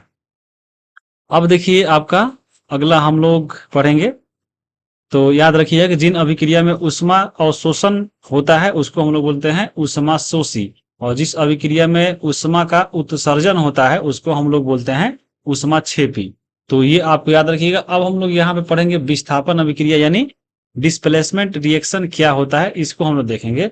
देखिए जब कोई एक तत्व दूसरे तत्व को उसके यौगिक से विस्थापित कर देता है तो उसको हम लोग बोलते हैं विस्थापन अभिक्रिया। आइए यहाँ पे समझते हैं ये कैसे विस्थापित करता है। जैसे देखिए एक रिएक्शन दिया हुआ है, आपका फेरस जो है कॉपर सल्फेट से अभिक्रिया कर रहा है। तो यहाँ पे पहले जो सल्फेट है वह कॉपर के साथ है, लेकिन यह जो फेरस आ गया है अब वह ज्यादा आपको क्रियाशील है कॉपर से। तो यहाँ पे यह कॉपर को यहाँ से हटा देगा यानी डिस्प्लेस कर देगा और खुद इसके साथ जाकर यहाँ पे बैठ जाएगा, क्योंकि फेरस जो है ज्यादा क्रियाशील है। तो ज्यादा क्रियाशील धातु पहले वालों को हटाकर उसमें यह आपको पहले वाले को हटाकर उसके जगह पे बैठ जाता है, तो उसको हम लोग बोलते हैं डिस्प्लेसमेंट। तो यहाँ पे याद रखिएगा विस्थापन अभिक्रिया यही होता है। जैसे फेरस कॉपर सल्फेट से अभिक्रिया कर रहा है तो यहाँ पे देखिए फेरस जो है जाकर कॉपर सल्फेट के साथ मिल गया है और यहाँ पे कॉपर को अलग हटा दिया है। क्यों हटा दिया है? क्योंकि जो फेरस जो है ज्यादा क्रियाशील है कॉपर से। तो अब ये क्रियाशील धातु क्या होता है, आपको अगला चैप्टर जब हम लोग पढ़ेंगे आगे इसी में पढ़ना है, तो आपको आगे अगला चैप्टर हम लोग पढ़ेंगे तो उसमें ये मिलेगा, क्रियाशील धातु का लिस्ट आएगा कि सबसे ज्यादा क्रियाशील कौन होता है, उसके बाद कौन होता है, आपको मिल जाएगा। तो उसमें भी आप लोग वहां पे देख लीजिएगा। तो ये आपको यही होता है डिस्प्लेसमेंट, यानी इस अभिक्रिया में देखिए लोहा ने जो है दूसरे तत्व कॉपर जो है को कॉपर सल्फेट के विलयन से विस्थापित कर दिया, यानी हटा दिया। इस अभिक्रिया को विस्थापन अभिक्रिया हम लोग बोलेंगे। और देखिए यहाँ से एग्जाम में क्वेश्चन भी पूछा गया TI2 के 6 to 8 में कि निम्नलिखित में से कौन सा अभिक्रिया विस्थापन अभिक्रिया है, यहाँ पे आपको दिखाना है। जैसे देखिए पहला इसमें है MgCO3। देखिए अब ये दो भागों में टूट गया एक से, तो ये तो अभी आप पढ़े हैं कि अपघटन का उदाहरण हो गया। ऊपर आप देखे हैं डिकम्पोजिशन का है। अगला देखिए आपका 2 नंबर है कि H2 प्लस O2 H2O बन गया। ये तो आपका संयोजन अभिक्रिया है जो ऊपर आप पढ़े हैं, ये वाला, यानी आपको कंबाइन वाला है। उसके बाद देखिए आपका C नंबर है Na प्लस H2O। अब देखिए यहाँ पे जो है NaOH और H2 बन गया, यानी यहाँ पे सोडियम जो था, आपको जो H2O से अभिक्रिया किया है तो यहाँ पे Na जो है यानी सोडियम जो है यहाँ पे हाइड्रोजन को डिस्प्लेस कर दिया है और OH के साथ यहाँ पे अभिक्रिया कर लिया है। तो ये आपका C नंबर जो इसका हो गया ऑप्शन, ये क्या है आपका विस्थापन अभिक्रिया है। तो ऑप्शन नंबर इसका C हो गया। याद रखिएगा, ये ऐसा ही सवाल आपके एग्जाम में पूछता है। TI2 के 6 to 8 का ये सवाल है। तो उसके लिए यहाँ पे आप देख सकते हैं कि इसका प्रयोगशाला भी, मतलब प्रयोग भी किया है आपके बुक में, कैसे कैसे किया है। जैसे यहाँ पे पूरा पढ़िएगा तो आपको समझ में आएगा। जैसे यहाँ पे क्या किया है कि कॉपर सल्फेट के विलयन में जो है दो, देखिए लोहा का जो कीट जो है कांटी होता है, वहाँ कील होता है, उसको यहाँ पे रखा गया है। अब बाद में जो है इसके बाद में जब निकाला जाता है, यानी यही हुआ फेरस, मतलब लोहा मतलब फेरस, फेरस को जो है कॉपर सल्फेट के विलयन में रखा हुआ है। अब यहाँ पे क्योंकि फेरस जो है कॉपर को हटाकर खुद SO4 के साथ यहाँ पे अभिक्रिया कर लिया है, यानी आयरन सल्फेट बनाया है, बाकी कॉपर को अलग कर दिया है। तो आप देखते होंगे पानी में जब देखिएगा, चाहे कॉपर के विलयन में जब हम लोग लोहा के छड़ को डुबाते हैं तो वहां पे देखिए उसमें Bg पकड़ लेता है, तो वही तो होता है आपको आयरन सल्फेट, बाकी आपको कॉपर को उसको हटा देता है। देखिएगा जब पानी में उसको घोलिएगा तो देखिएगा पानी भी जो है आपका जो Bg कलर होता है, जो धूसर कलर, उस कलर का हो जाता है। तो वही इसमें लिखा गया है। जैसे आप देख सकते हैं दो को डुबाया गया है, डुबाने के बाद देखिए इसमें से ये जो पहले का है, यानी डुबाने से पहले का जो कील है वो पहले ऐसा था, और जब हम लोग विलयन में रख दिए कॉपर सल्फेट में, देख सकते हैं कॉपर सल्फेट के विलयन से बाहर जब निकाले हैं जो इसको, इस कीट जो है लोहा के कील को, तो आप देख रहे हैं इसे आपको Bg पकड़ लिया है। तो यहाँ पे ये पहले वाला है, अब ये इसमें चेंज आ गया, यानी क्या हुआ है कि ये फेरस जो है कॉपर सल्फेट के विलयन से जो है कॉपर को अलग विस्थापित कर दिया है और SO4 के साथ अभिक्रिया कर लिया है। यही इसमें जो है बताया गया है आपको प्रयोगशाला में प्रयोग करके। तो यही है कि लोहा जो, याद रखिएगा, ये जो लोहा होता है कॉपर सल्फेट से अभिक्रिया करके क्या बनाता है, आयरन सल्फेट, और कॉपर इसमें से अलग हो जाता है। कुछ यहाँ पे अलग से भी देखिए अन्य उदाहरण दिया गया है। जैसे जिंक है, कॉपर सल्फेट में इसका जो है अभिक्रिया कराने के बाद यहाँ पे देखिए Zn जो है कॉपर को विस्थापित करके खुद जो है SO4 के साथ जाके यहाँ पे अभिक्रिया कर लेता है। तो यहाँ पे ये ध्यान रखना है। वही देखिए आपका जो लेड है वो भी आपको कॉपर क्लोराइड साथ अभिक्रिया करता है, तो यहाँ पे क्या कर सकता है, जो आपका लेड है वो आपको कॉपर को यहाँ पे हटा देता है और क्लोरीन के साथ अभिक्रिया कर लेता है। तो ये सब आप याद रखिएगा, क्योंकि ये क्यों आपको विस्थापित कर रहा है, क्योंकि देखिए जिंक है, लेड है, ये जो जिंक तथा लेड जो है कॉपर की अपेक्षा अत्यधिक क्रियाशील है। तो ज्यादा जो क्रियाशील रहेगा, जो ज्यादा एक्टिव रहेगा, वो जो है पुराने वाले को हटाकर वहां पे अपना जगह बना लेगा। तो ये आपको ऐसे याद रखना है कि क्यों इसको हटाया है। तो क्रियाशील धातु का अलग आपको लिस्ट अगला हम लोग पढ़ेंगे तो वहां पे मिलेगा। अब यहाँ पे देखिए अगला है द्विविस्थापन अभिक्रिया, यानी डबल डिस्प्लेसमेंट रिएक्शन। अभी हम लोग देख रहे थे कि एक ही धातु जो है दूसरे को हटा रहा था, अब यहाँ पे जो है दोनों तरफ से हटाया जाएगा, इसमें हम लोग पढ़ेंगे। तो इसमें जो मेन कैसे होता है, तो ऊपर तो हम लोग पढ़े हैं कि हाँ यहाँ पे जो है सक्रिय धातु होता है वो हटाता है। अब इसमें देखिए द्विविस्थापन अभिक्रिया में दो अलग अलग परमाणु तथा परमाणुओं के समूह जिसके ऊपर आयन होता है, तो वो आपस में आदान प्रदान होता है। तो इसमें उसको हम लोग बोलते हैं द्विविस्थापन। और इसमें जो होता है अवक्षेपण अभिक्रिया से अविलय का लवण प्राप्त होता है। इसको हम लोग आगे पढ़ेंगे तो समझ में आ जाएगा कि ये क्या कह रहा है। जैसे देखिए, अब इस पर आप अभी पहले समझिए कि ये द्विविस्थापन अभिक्रिया क्या होता है। जैसे आप देखिए, एक तो पहले ये प्रयोग भी दिया गया है कि मान लीजिए एक प्रश्नावली लिए, उसमें सोडियम सल्फेट का विलयन है, रख लीजिए। एक और दूसरा प्रश्नावली लीजिए जिसमें बेरियम क्लोराइड लीजिए, यानी दोनों में अलग अलग लीजिए। एक में लीजिए आपको सोडियम सल्फेट और दूसरा में लीजिए बेरियम क्लोराइड। अब दोनों को जो है एक दूसरे में देखिए यहाँ पे मिला रहा है। देखिए सोडियम सल्फेट वाला को बेरियम क्लोराइड में जो है इसमें रख रहा है, दोनों को मिला रहा है। तो दोनों को मिलाया तो यहाँ पे इसमें देखिए क्या होता है कि ये जो आपका SO4 के साथ जो आपका सोडियम था, ये जो है यहाँ से हट के ये बेरियम के साथ अभिक्रिया कर लिया है। और जो आपका यहाँ पे क्लोरीन के साथ पहले बेरियम था, उसके जगह पे यहाँ पे क्या आ गया है, आपको सोडियम आ गया, यानी दोनों आपस में अदला बदली कर लिया है। तो ये दोनों बार मतलब दोनों आपको विस्थापित हुआ है, तो इसको हम लोग बोलते हैं द्विविस्थापन अभिक्रिया। तो ये आपको याद रखिएगा ऐसा क्यों हुआ है। देखिए आपका जो इसमें बेरियम है, बेरियम पे आपको +2 चार्ज होता है और क्लोरीन पर आपको माइनस जो है एक पर क्लोरीन पर 1 होगा, तो 2 क्लोरीन पे आपको -2 होता है। इसमें अगर तोड़िएगा आपको सोडियम में, तो देखिए SO4 पे जो होता है वो आपको 2 माइनस होता है, और वहीं आपका एक सोडियम पे क्योंकि 1 होता है तो 2 सोडियम है तो 2 आपका प्लस होता है। तो ये अब जो अभिक्रिया करेगा आपको मालूम होना चाहिए, एक प्लस और माइनस दोनों मिलकर ही जो है कोई एक आपका इसमें यौगिक बनाता है, ये आपको याद रखिएगा। तो यही लिखा गया है कि बेरियम +2 तथा सल्फर पर जो है -2 आपको अभिक्रिया होता है। जब यहाँ पे अभिक्रिया होता है तो ये जो आपका बेरियम है वो आपको सल्फर के साथ यानी +2 -2 चला गया, और सोडियम जो है आपको क्लोरीन के साथ अभिक्रिया कर लेता है। तो यहाँ पे लिखा गया है कि जो है आपका बेरियम तथा जो है आपको सल्फेट की अभिक्रिया में ये जो है BuSO4 के अवक्षेप का निर्माण होता है। एक अन्य उत्पाद सोडियम क्लोराइड का भी जो है निर्माण होता है, जो विलयन में ही रहता है। वे अभिक्रियाएं जिनमें अभिकारकों के बीच में आयनों का आदान प्रदान होता है, उसी को जो है हम लोग बोलते हैं द्विविस्थापन अभिक्रिया। तो ये आपको चीज याद रखिएगा, ठीक है। और बाकी अवक्षेपण जो होता है वो आपको क्या होता है, तो अभिक्रिया में अविलेय लवण प्राप्त होता है, जो आपको घुलता नहीं है। जो लवण एक लवण होता है वो अवक्षेपण, तो याद रखिएगा। जैसे इस अभिक्रिया में आप देखे हैं यहाँ पे, जैसे देखिए BuSO4 के अवक्षेप का निर्माण हुआ है, तो ऐसे आपको इसमें याद रखना है। अब हम आगे चलेंगे अगला। अब देखिए यहाँ पे जो है आपके एग्जाम में क्वेश्चन में पूछा गया है TR3 के, ये TGT का सवाल है। अब इसमें देखिए कौन सा विस्थापन है आपको चूज करना है। जैसे देखिए MgCl2 और साथ में आपका MnSO3 का होल ट्वाइस है, तो ये आपको अभिक्रिया कर रहा है। तो देखिए यहाँ पे जो आपका SO3 का होल था, SO3 था। अब देखिए यहाँ पे जो है पहले इसमें कौन सा था, SO3 के साथ Mn था, लेकिन यहाँ पे अब Mg आ गया है, तो यहाँ पे विस्थापन E हो गया। बाकी यहाँ पे देखिए जो L2 था उसके साथ पहले Mg था, लेकिन अब Mn आ गया है, तो दोनों तरफ से विस्थापन हो गया है। तो दोहरा विस्थापन का ये उदाहरण है। तो ऑप्शन नंबर यहाँ पे इसका C हो जाएगा, और TR3 के TGT का सवाल है।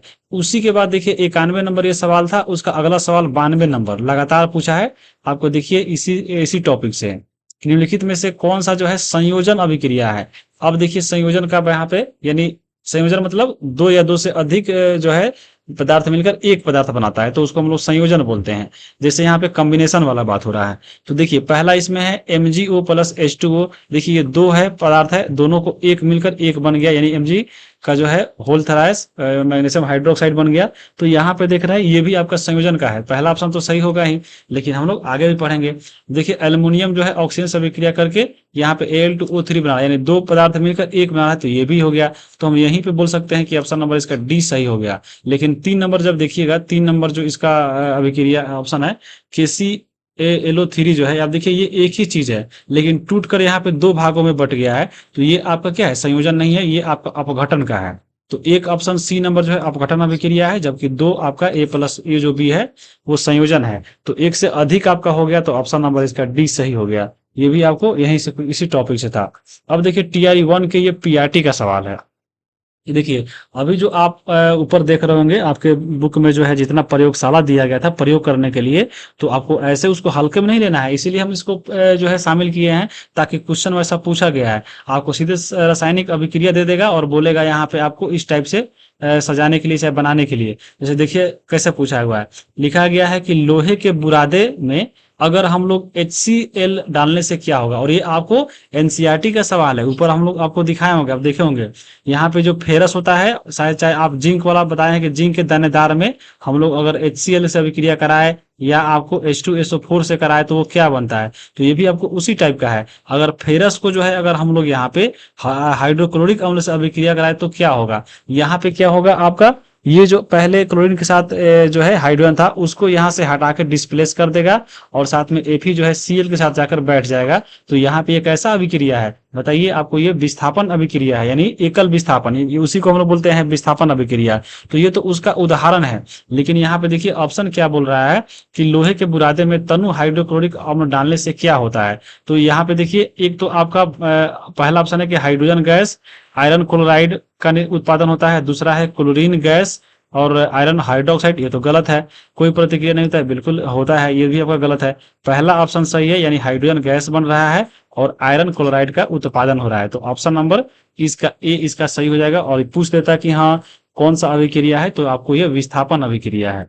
अब ये अगला चलिए, अगला देखिए आपका 24 नंबर क्वेश्चन है उसी टाइप का कि शुष्क बुझा हुआ चूने पर क्लोरीन गैस की क्रिया से कौन सा पदार्थ बनता है, बताइए।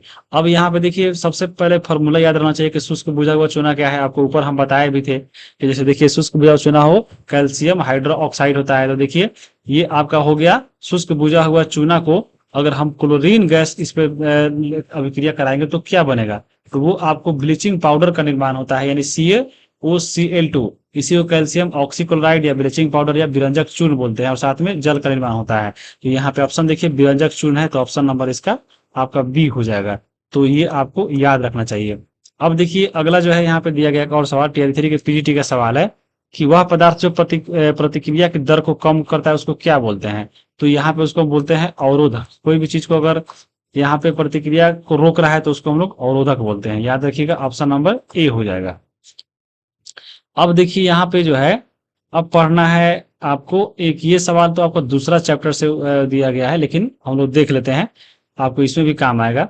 देखिए एक घोल कुचले हुए अंडे के छिलके के साथ प्रतिक्रिया करके एक गैस देता है जो चूने के पानी को दूधिया बना देता है, तो वह घोल में शामिल है। अब देखिए एक एक करके अभिक्रिया कराना पड़ेगा। सबसे पहले देखिए इतना लंबा लिख दिया है, सीधा यहाँ पे आइए अंडे के छिलका, अंडे का छिलका जो होता है कैल्शियम कार्बोनेट का बना होता है, तो सीधे COCl3। अब इसमें जो है बोल रहा है किसके साथ अभिक्रिया कराए ताकि जो है हम लोग जो है इसमें जो है एक गैस देता है, साथ में चूने के पानी को जो है दूधिया बना देता है, यानी जो चूना का पानी था उसको दूधिया बना देता है। तो ये जो है आपका COCl3 एक क्षार है।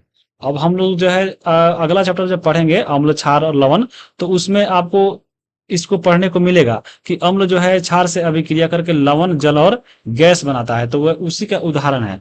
तो जब हम इसी COCl3 को जब HCl से अभिक्रिया कराते हैं तो यहाँ पे जो है आपको क्या करता है कि ये जो दूधिया जो आपका CaCO3 रहता है इसको जो है दूधिया बना देता है इसके पानी को। तो यहाँ पे COCl2 जो है वो लवण बनता है, वही इसको क्या बनता है दूधिया, इसका जो है दूधिया होता है ये। तो किससे अभिक्रिया कराने के बाद, तो HCl से कराने के बाद ये बना है। तो ऑप्शन नंबर इसका बी हो जाएगा। ये ज्यादा आपको समझ में आएगा जब हम लोग पढ़ेंगे चैप्टर नंबर 2, वहां पे भी जो है इसको हम लोग अच्छे से एक बार देख लेंगे इसके उदाहरण के साथ। 131 नंबर देखिए क्वेश्चन की क्या होता है जब लोहे के भराव में तनु हाइड्रोक्लोरिक अम्ल, यही बात हो गया, यानी आपको फेरस के साथ जब HCl से अभिक्रिया कराएंगे तो FeCl2 और साथ में हाइड्रोजन गैस बनता है। ये देखिए टीयर 3 के 6 to 8 का सवाल है। अब देखिए आपको ऑप्शन है क्लोरीन गैस और आयरन हाइड्रोक्साइड, ये तो गलत हो गया, कोई प्रतिक्रिया नहीं, प्रतिक्रिया तो होती है, हाइड्रोजन गैस और आयरन क्लोराइड का उत्पादन होता है, तो ऑप्शन नंबर सी हो गया। और ये क्वेश्चन आपका रिपीट हुआ है, लोग बोलते हैं ना कि यह रिपीट नहीं होता है, देखिए टीयर 3 के 6 to 8 का है।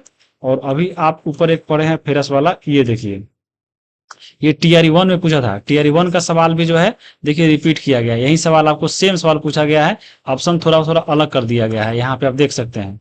ये देखिए ये टीआर 1 का था पीआरटी का सवाल और टीआर 3 के 6 to 8 का सवाल सेम आपको रिपीट भी किया गया है। और ये आपको एनसीईआरटी का सवाल है, तो एनसीईआरटी में जितना आपको प्रयोग दिया गया है, जितना आपको हम पूरा बुक में का शामिल कर दिए हैं, उसको आप जरूर ध्यान में रखिएगा। अब देखिए 125 नंबर ये सवाल है टीआर 3 के पीजीटी का कि पोटेशियम आयोडाइड के साथ प्रतिक्रिया करने पर आयोडीन बनता है। अब यहाँ पे देखिए पोटेशियम आयोडाइड के साथ किसके साथ प्रतिक्रिया करे ताकि उसमें जो है वो आयोडीन बने। तो ये पोटेशियम आयोडाइड हो गया। अब जितना ऑप्शन दिया गया है एक एक करके देखेंगे। तो क्लोरीन के साथ अभिक्रिया जो करता है तो यहाँ पे आपको आयोडीन का निर्माण होता है। तो ऑप्शन नंबर इसका क्या हो जाएगा आपको Cl2 क्लोरीन। तो ये आपको याद रखिएगा। अब चलेंगे हम लोग आगे। अब जो है एक और कंसेप्ट पढ़ना है इसमें, उपचयन और अपचयन यानी ऑक्सीडेशन और रिडक्शन। ये बहुत इंपॉर्टेंट है, आपको इसमें समझना पड़ेगा कि ये क्या होता है। देखिए यहाँ पे आपको थोड़ा अलग अलग नाम मिलेगा तो आपको कंफ्यूजन होगा, यहीं पे हम क्लियर कर देते हैं। तो देखिए आपको इंग्लिश में होता है ऑक्सीडेशन, ऑक्सीडेशन। देखिए इसी में इसका अर्थ भी छुपा हुआ है, ऑक्सीडेशन यानी ऑक्सीजन का एडिशन। तो यहाँ पे उसको हम लोग परिभाषा बाद में देखेंगे। तो इसको हम इंग्लिश में एक वर्ड होता है ऑक्सीडेशन यानी ऑक्सीजन का एडिशन। इसी को हम लोग एक और हिंदी में बोलते हैं उपचयन, याद रखिएगा उपचयन, या एक और नाम होता है ऑक्सीकरण। तो ये अगर तीनों में से कोई आपको एक भी मिल जाए तो आप समझ लीजिएगा इसी का बात हो रहा है, चाहे ऑक्सीडेशन हो, चाहे ऑक्सीकरण हो, चाहे उपचयन हो। एक आप और देख रहे हैं इसमें रिडक्शन, यानी देखिए आपको रिडक्शन का बात हो रहा है, यानी घटाने की बात हो रही है, यानी ऑक्सीजन का इसमें से हटना जो है वह रिडक्शन होता है। इसको जो है हिंदी में इसका नाम होता है अपचयन। अगर ये मिले तो आपको याद रखिएगा अपचयन होता है। और इसी का जो है एक और नाम होता है अवकरण। तो ये आपको याद रखिएगा कि ऑक्सीडेशन, रिडक्शन, उपचयन, अपचयन और ऑक्सीकरण, अवकरण। तो ये आपको याद रखिएगा। ये जो है ऑक्सीडेशन पूछे तो उपचयन और ऑक्सीकरण, और रिडक्शन पूछे तो अपचयन और अवकरण इसको बोलते हैं। तो ये कभी कभी नाम आपको थोड़ा थोड़ा इधर उधर मिलेगा, तो इसको आपको ध्यान रखना है। और अभी आप इसका परिभाषा देखिए कि ये क्या होता है।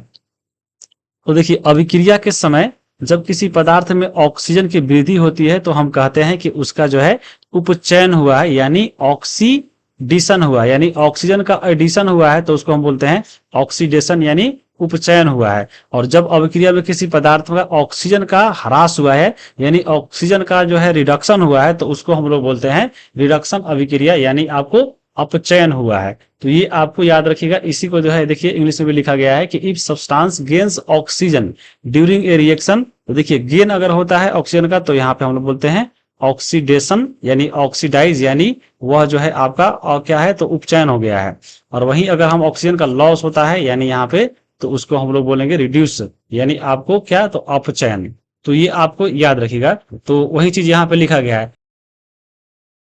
एक और इसका परिभाषा यहाँ पे होता है, जैसे देखिए लिखा गया है कि अभिक्रिया में पदार्थों से ऑक्सीजन या हाइड्रोजन का क्या होता है, या तो युग होता है या ह्रास होता है। और इसी पे जो है इसका परिभाषा बना हुआ है। अगर किसी अभिक्रिया में ऑक्सीजन और हाइड्रोजन का या तो उसमें योग हो रहा है या ह्रास हो रहा है तो उसी के आधार पे जो है हम लोग डिसाइड करते हैं कि यह कौन सा इसमें ऑक्सीडेशन है और कौन सा रिडक्शन हुआ है। जैसे अगर हम बताएं हैं कि ऑक्सीडेशन, तो ऑक्सीडेशन में अगर मान लीजिए ऑक्सीजन का एडिशन हो रहा है यानी ऑक्सीजन का हम प्लस कर दे रहे हैं, तो अगर ऑक्सीजन का एडिशन हो रहा है या आपको हाइड्रोजन का लॉस हो रहा है यानी माइनस, या जिस अभिक्रिया में ऑक्सीजन का एडिशन या हाइड्रोजन का अगर लॉस हो यानी माइनस हो तो उसको हम लोग बोलते हैं क्या तो उपचयन, उपचयन या आपको ऑक्सीकरण यानी ऑक्सीडेशन।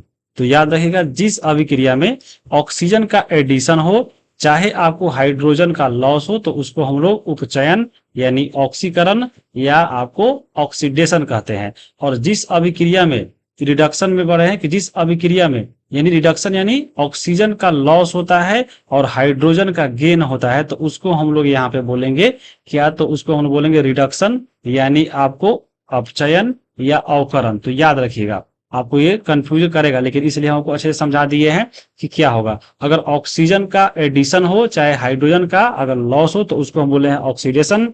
अगर यहाँ पर रिडक्शन में पड़े तो जिसमें ऑक्सीजन का लॉस हो और हाइड्रोजन का बढ़ोतरी हो तो उसको हम लोग बोलेंगे रिडक्शन। तो ये आपको याद रखना है। और इसी में से एक और होता है आपका जिसमें वैसा अभिक्रिया जिसमें दोनों होता है, यानी आपको ऑक्सीडेशन भी हो रिडक्शन भी हो, तो उसको भी एक अलग से चलिए यहाँ पे हम अभी समझ लेते हैं।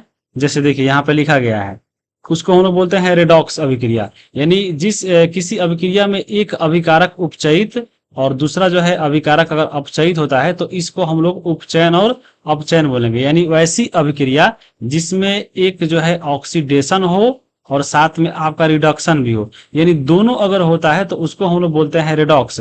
और इसी में छुपा हुआ है, देखिए रेडॉक्स लिखते हैं, रेडॉक्स। तो यहाँ पे देखिए आपका एक रिडक्शन हो गया, रेड से रिडक्शन, और एक ओक से ऑक्सीडेशन। तो रिडॉक्स मतलब यानी दोनों हो, जिसमें रिडक्शन भी हो और ऑक्सीडेशन भी हो, तो उसको हम लोग यहाँ पे बोलते हैं क्या, याद रखिएगा, रेडॉक्स अभिक्रिया यानी रेडॉक्स रिएक्शन। तो यहाँ पे याद रखिएगा, जैसे यहाँ पे आप देख सकते हैं, जैसे दिया गया है एक उदाहरण भी यहाँ पे देखिए, जैसे देखिए आपका कॉपर ऑक्साइड और हाइड्रोजन से अभिक्रिया करके कॉपर और आपको जल बना रहा है। तो ये आपको रिडॉक्स का उदाहरण है। अब चलिए समझते हैं कि किसका इसमें ऑक्सीडेशन हुआ है, किसका यहाँ पे रिडक्शन हुआ है। तो देखिए पहले जो है कॉपर ऑक्साइड था, तो कॉपर ऑक्साइड से देखिए आपको अभिक्रिया के बाद सीधा कॉपर बन रहा है, यानी कॉपर ऑक्साइड में से जो है ऑक्सीजन यहाँ पे निकल गया, यानी यहाँ पे ऑक्सीजन का ह्रास हो रहा है, यानी ऑक्सीजन की कमी हो रही है। तो जिसमें ऑक्सीजन का कमी होता है, आपको बताया है, उसको हम लोग क्या बोलते हैं, रिडक्शन बोलते हैं। तो ये आपका रिडक्शन हो गया, यानी इसी को हम लोग बोलते हैं अपचयन, या इसी को हम लोग बोलेंगे अवकरण। ये तीनों में से कोई नाम आपको दे सकता है। तो यहाँ पे कॉपर ऑक्साइड का जिसमें से निकलेगा उस पूरा को हम लेंगे, यानी कॉपर ऑक्साइड में से ऑक्सीजन निकल रहा है, यानी कॉपर ऑक्साइड का, ना कि कॉपर का, याद रखिएगा।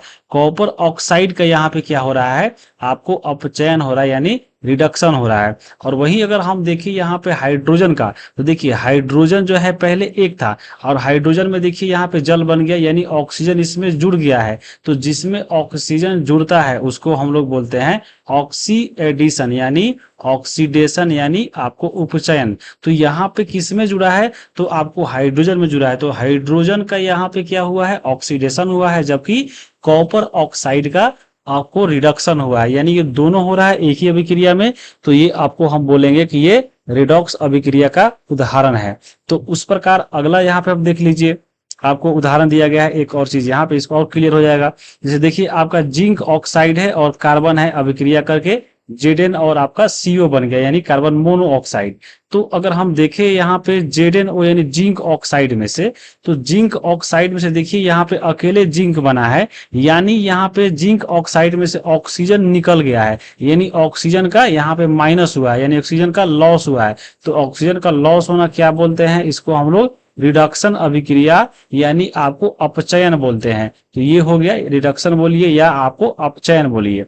उसके बाद यहाँ पे देखिए कार्बन जो है पहले अकेले था, तो कार्बन के साथ यहाँ पे ऑक्सीजन जुड़ गया। तो यहाँ पे कार्बन का ऑक्सीजन क्योंकि जुड़ गया है, तो ऑक्सीजन का जुड़ना क्या बोलते हैं, ऑक्सीडेशन बोलते हैं। यहाँ पे याद रखिएगा, न कि जिंक का, पूरा जिंक ऑक्साइड का यहाँ पे क्या हुआ है, रिडक्शन हुआ है, जबकि कार्बन का ऑक्सीडेशन हुआ है। तो ऐसे आपको इसमें याद रखना है। उसके बाद एक और देख सकते हैं इसमें जो है, जैसे देखिए इसमें MnO2 के साथ अभिक्रिया कर रहा है HCl के साथ, तो ये आपको MnCl2 और साथ में आपको H2O और Cl बना रहा है। तो इसको अगर हम देखेंगे, जैसे देखिए पहले जो है आपका जो Mn ऑक्साइड जो है O2 है, इसमें आप देखिएगा यहाँ पे Mn के साथ यहाँ पे Cl आ गया है, यानी इसमें से जो है MnO2 में से ऑक्सीजन क्या हुआ है, माइनस हो गया है। तो MnO2 का यहाँ पे माइनस निकल गया, ऑक्सीजन का ह्रास हो गया है, तो यानी आपको ये रिडक्शन अभिक्रिया हो गया। वहीं अगर हम बात करें इसमें से HCl में से, तो देखिए HCl में से यानी क्लोरीन के साथ यहाँ पे हाइड्रोजन है, तो यहाँ पे देखिए अब इस अभिक्रिया में देखिएगा, तो यहाँ पे जो है कहाँ गया, ये देखिए यहाँ पे हाइड्रोजन इसमें से निकल गया है और क्लोरीन अलग हो गया है, तो यहाँ पे भी H का माइनस हो गया है। तो H का माइनस होना क्या कहलाता है, आप ये बताइए। जैसे ऑक्सीजन का जुड़ना या हाइड्रोजन का घटना, ये आपको ऑक्सीडेशन कहलाता है, आपको ऊपर हम बता चुके हैं। तो इस प्रकार से जो है यहाँ पे हाइड्रोजन क्लोराइड का ऑक्सीडेशन हुआ, यानी उपचयन हुआ, जबकि यहाँ पे याद रखिएगा MnO2 का यहाँ पे रिडक्शन हुआ, यानी यहाँ पे आपको याद रखिएगा इसमें से रिडक्शन और ऑक्सीडेशन, ऑक्सीडेशन को अपचयन और रिडक्शन को उपचयन बोलते हैं। तो ऐसा ऐसा इसमें थोड़ा आपको कंफ्यूज करेगा। ऑक्सीडेशन मतलब आपको उपचयन, याद रखिएगा उपचयन, और यहाँ पे रिडक्शन मतलब अपचयन।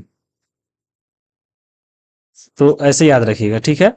अब हम आगे चलेंगे, अब हम लोग अब देखिए यहाँ पे जो है आपको कुछ उदाहरण जो है दिया गया है, इस एग्जाम में पूछा गया Tier 1 के PGT का सवाल है।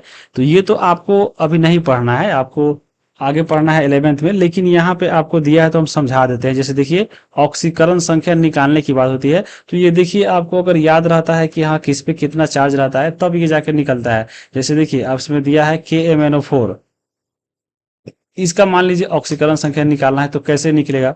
अब देखिए ऑक्सीजन पे जो है आपको कितना चार्ज होता है, -2 चार्ज होता है। एक ऑक्सीजन पे जो है -2 चार्ज होता है, लेकिन यहाँ पे 4 ऑक्सीजन है तो कितना होगा, -8 हो जाएगा। अब देखिए इस पूरे जो है यौगिक में जितना माइनस है अब उतना ही इस पे प्लस होगा, तभी एक यौगिक बनता है। जैसे यहाँ पे -8 हो गया तो हमको +8 भी होगा। तो यहाँ पे से देखिए आपका पोटेशियम है तो पोटेशियम पे +1 चार्ज होता है। तो देखिए अभी भी जो है -8 तो हो गया था, लेकिन आपको +8 करना है तो एक प्लस हो गया। और यानी मैग्नीज पे जो है कितना है, Mn पे, तो आपको 7 चार्ज है। देखिए दोनों बराबर होगा, यानी प्लस में भी 8 चार्ज रहेगा और आपको माइनस में भी 8 चार्ज रहेगा, तब आपको ये अभिक्रिया होगा, तभी आपको यौगिक बनेगा।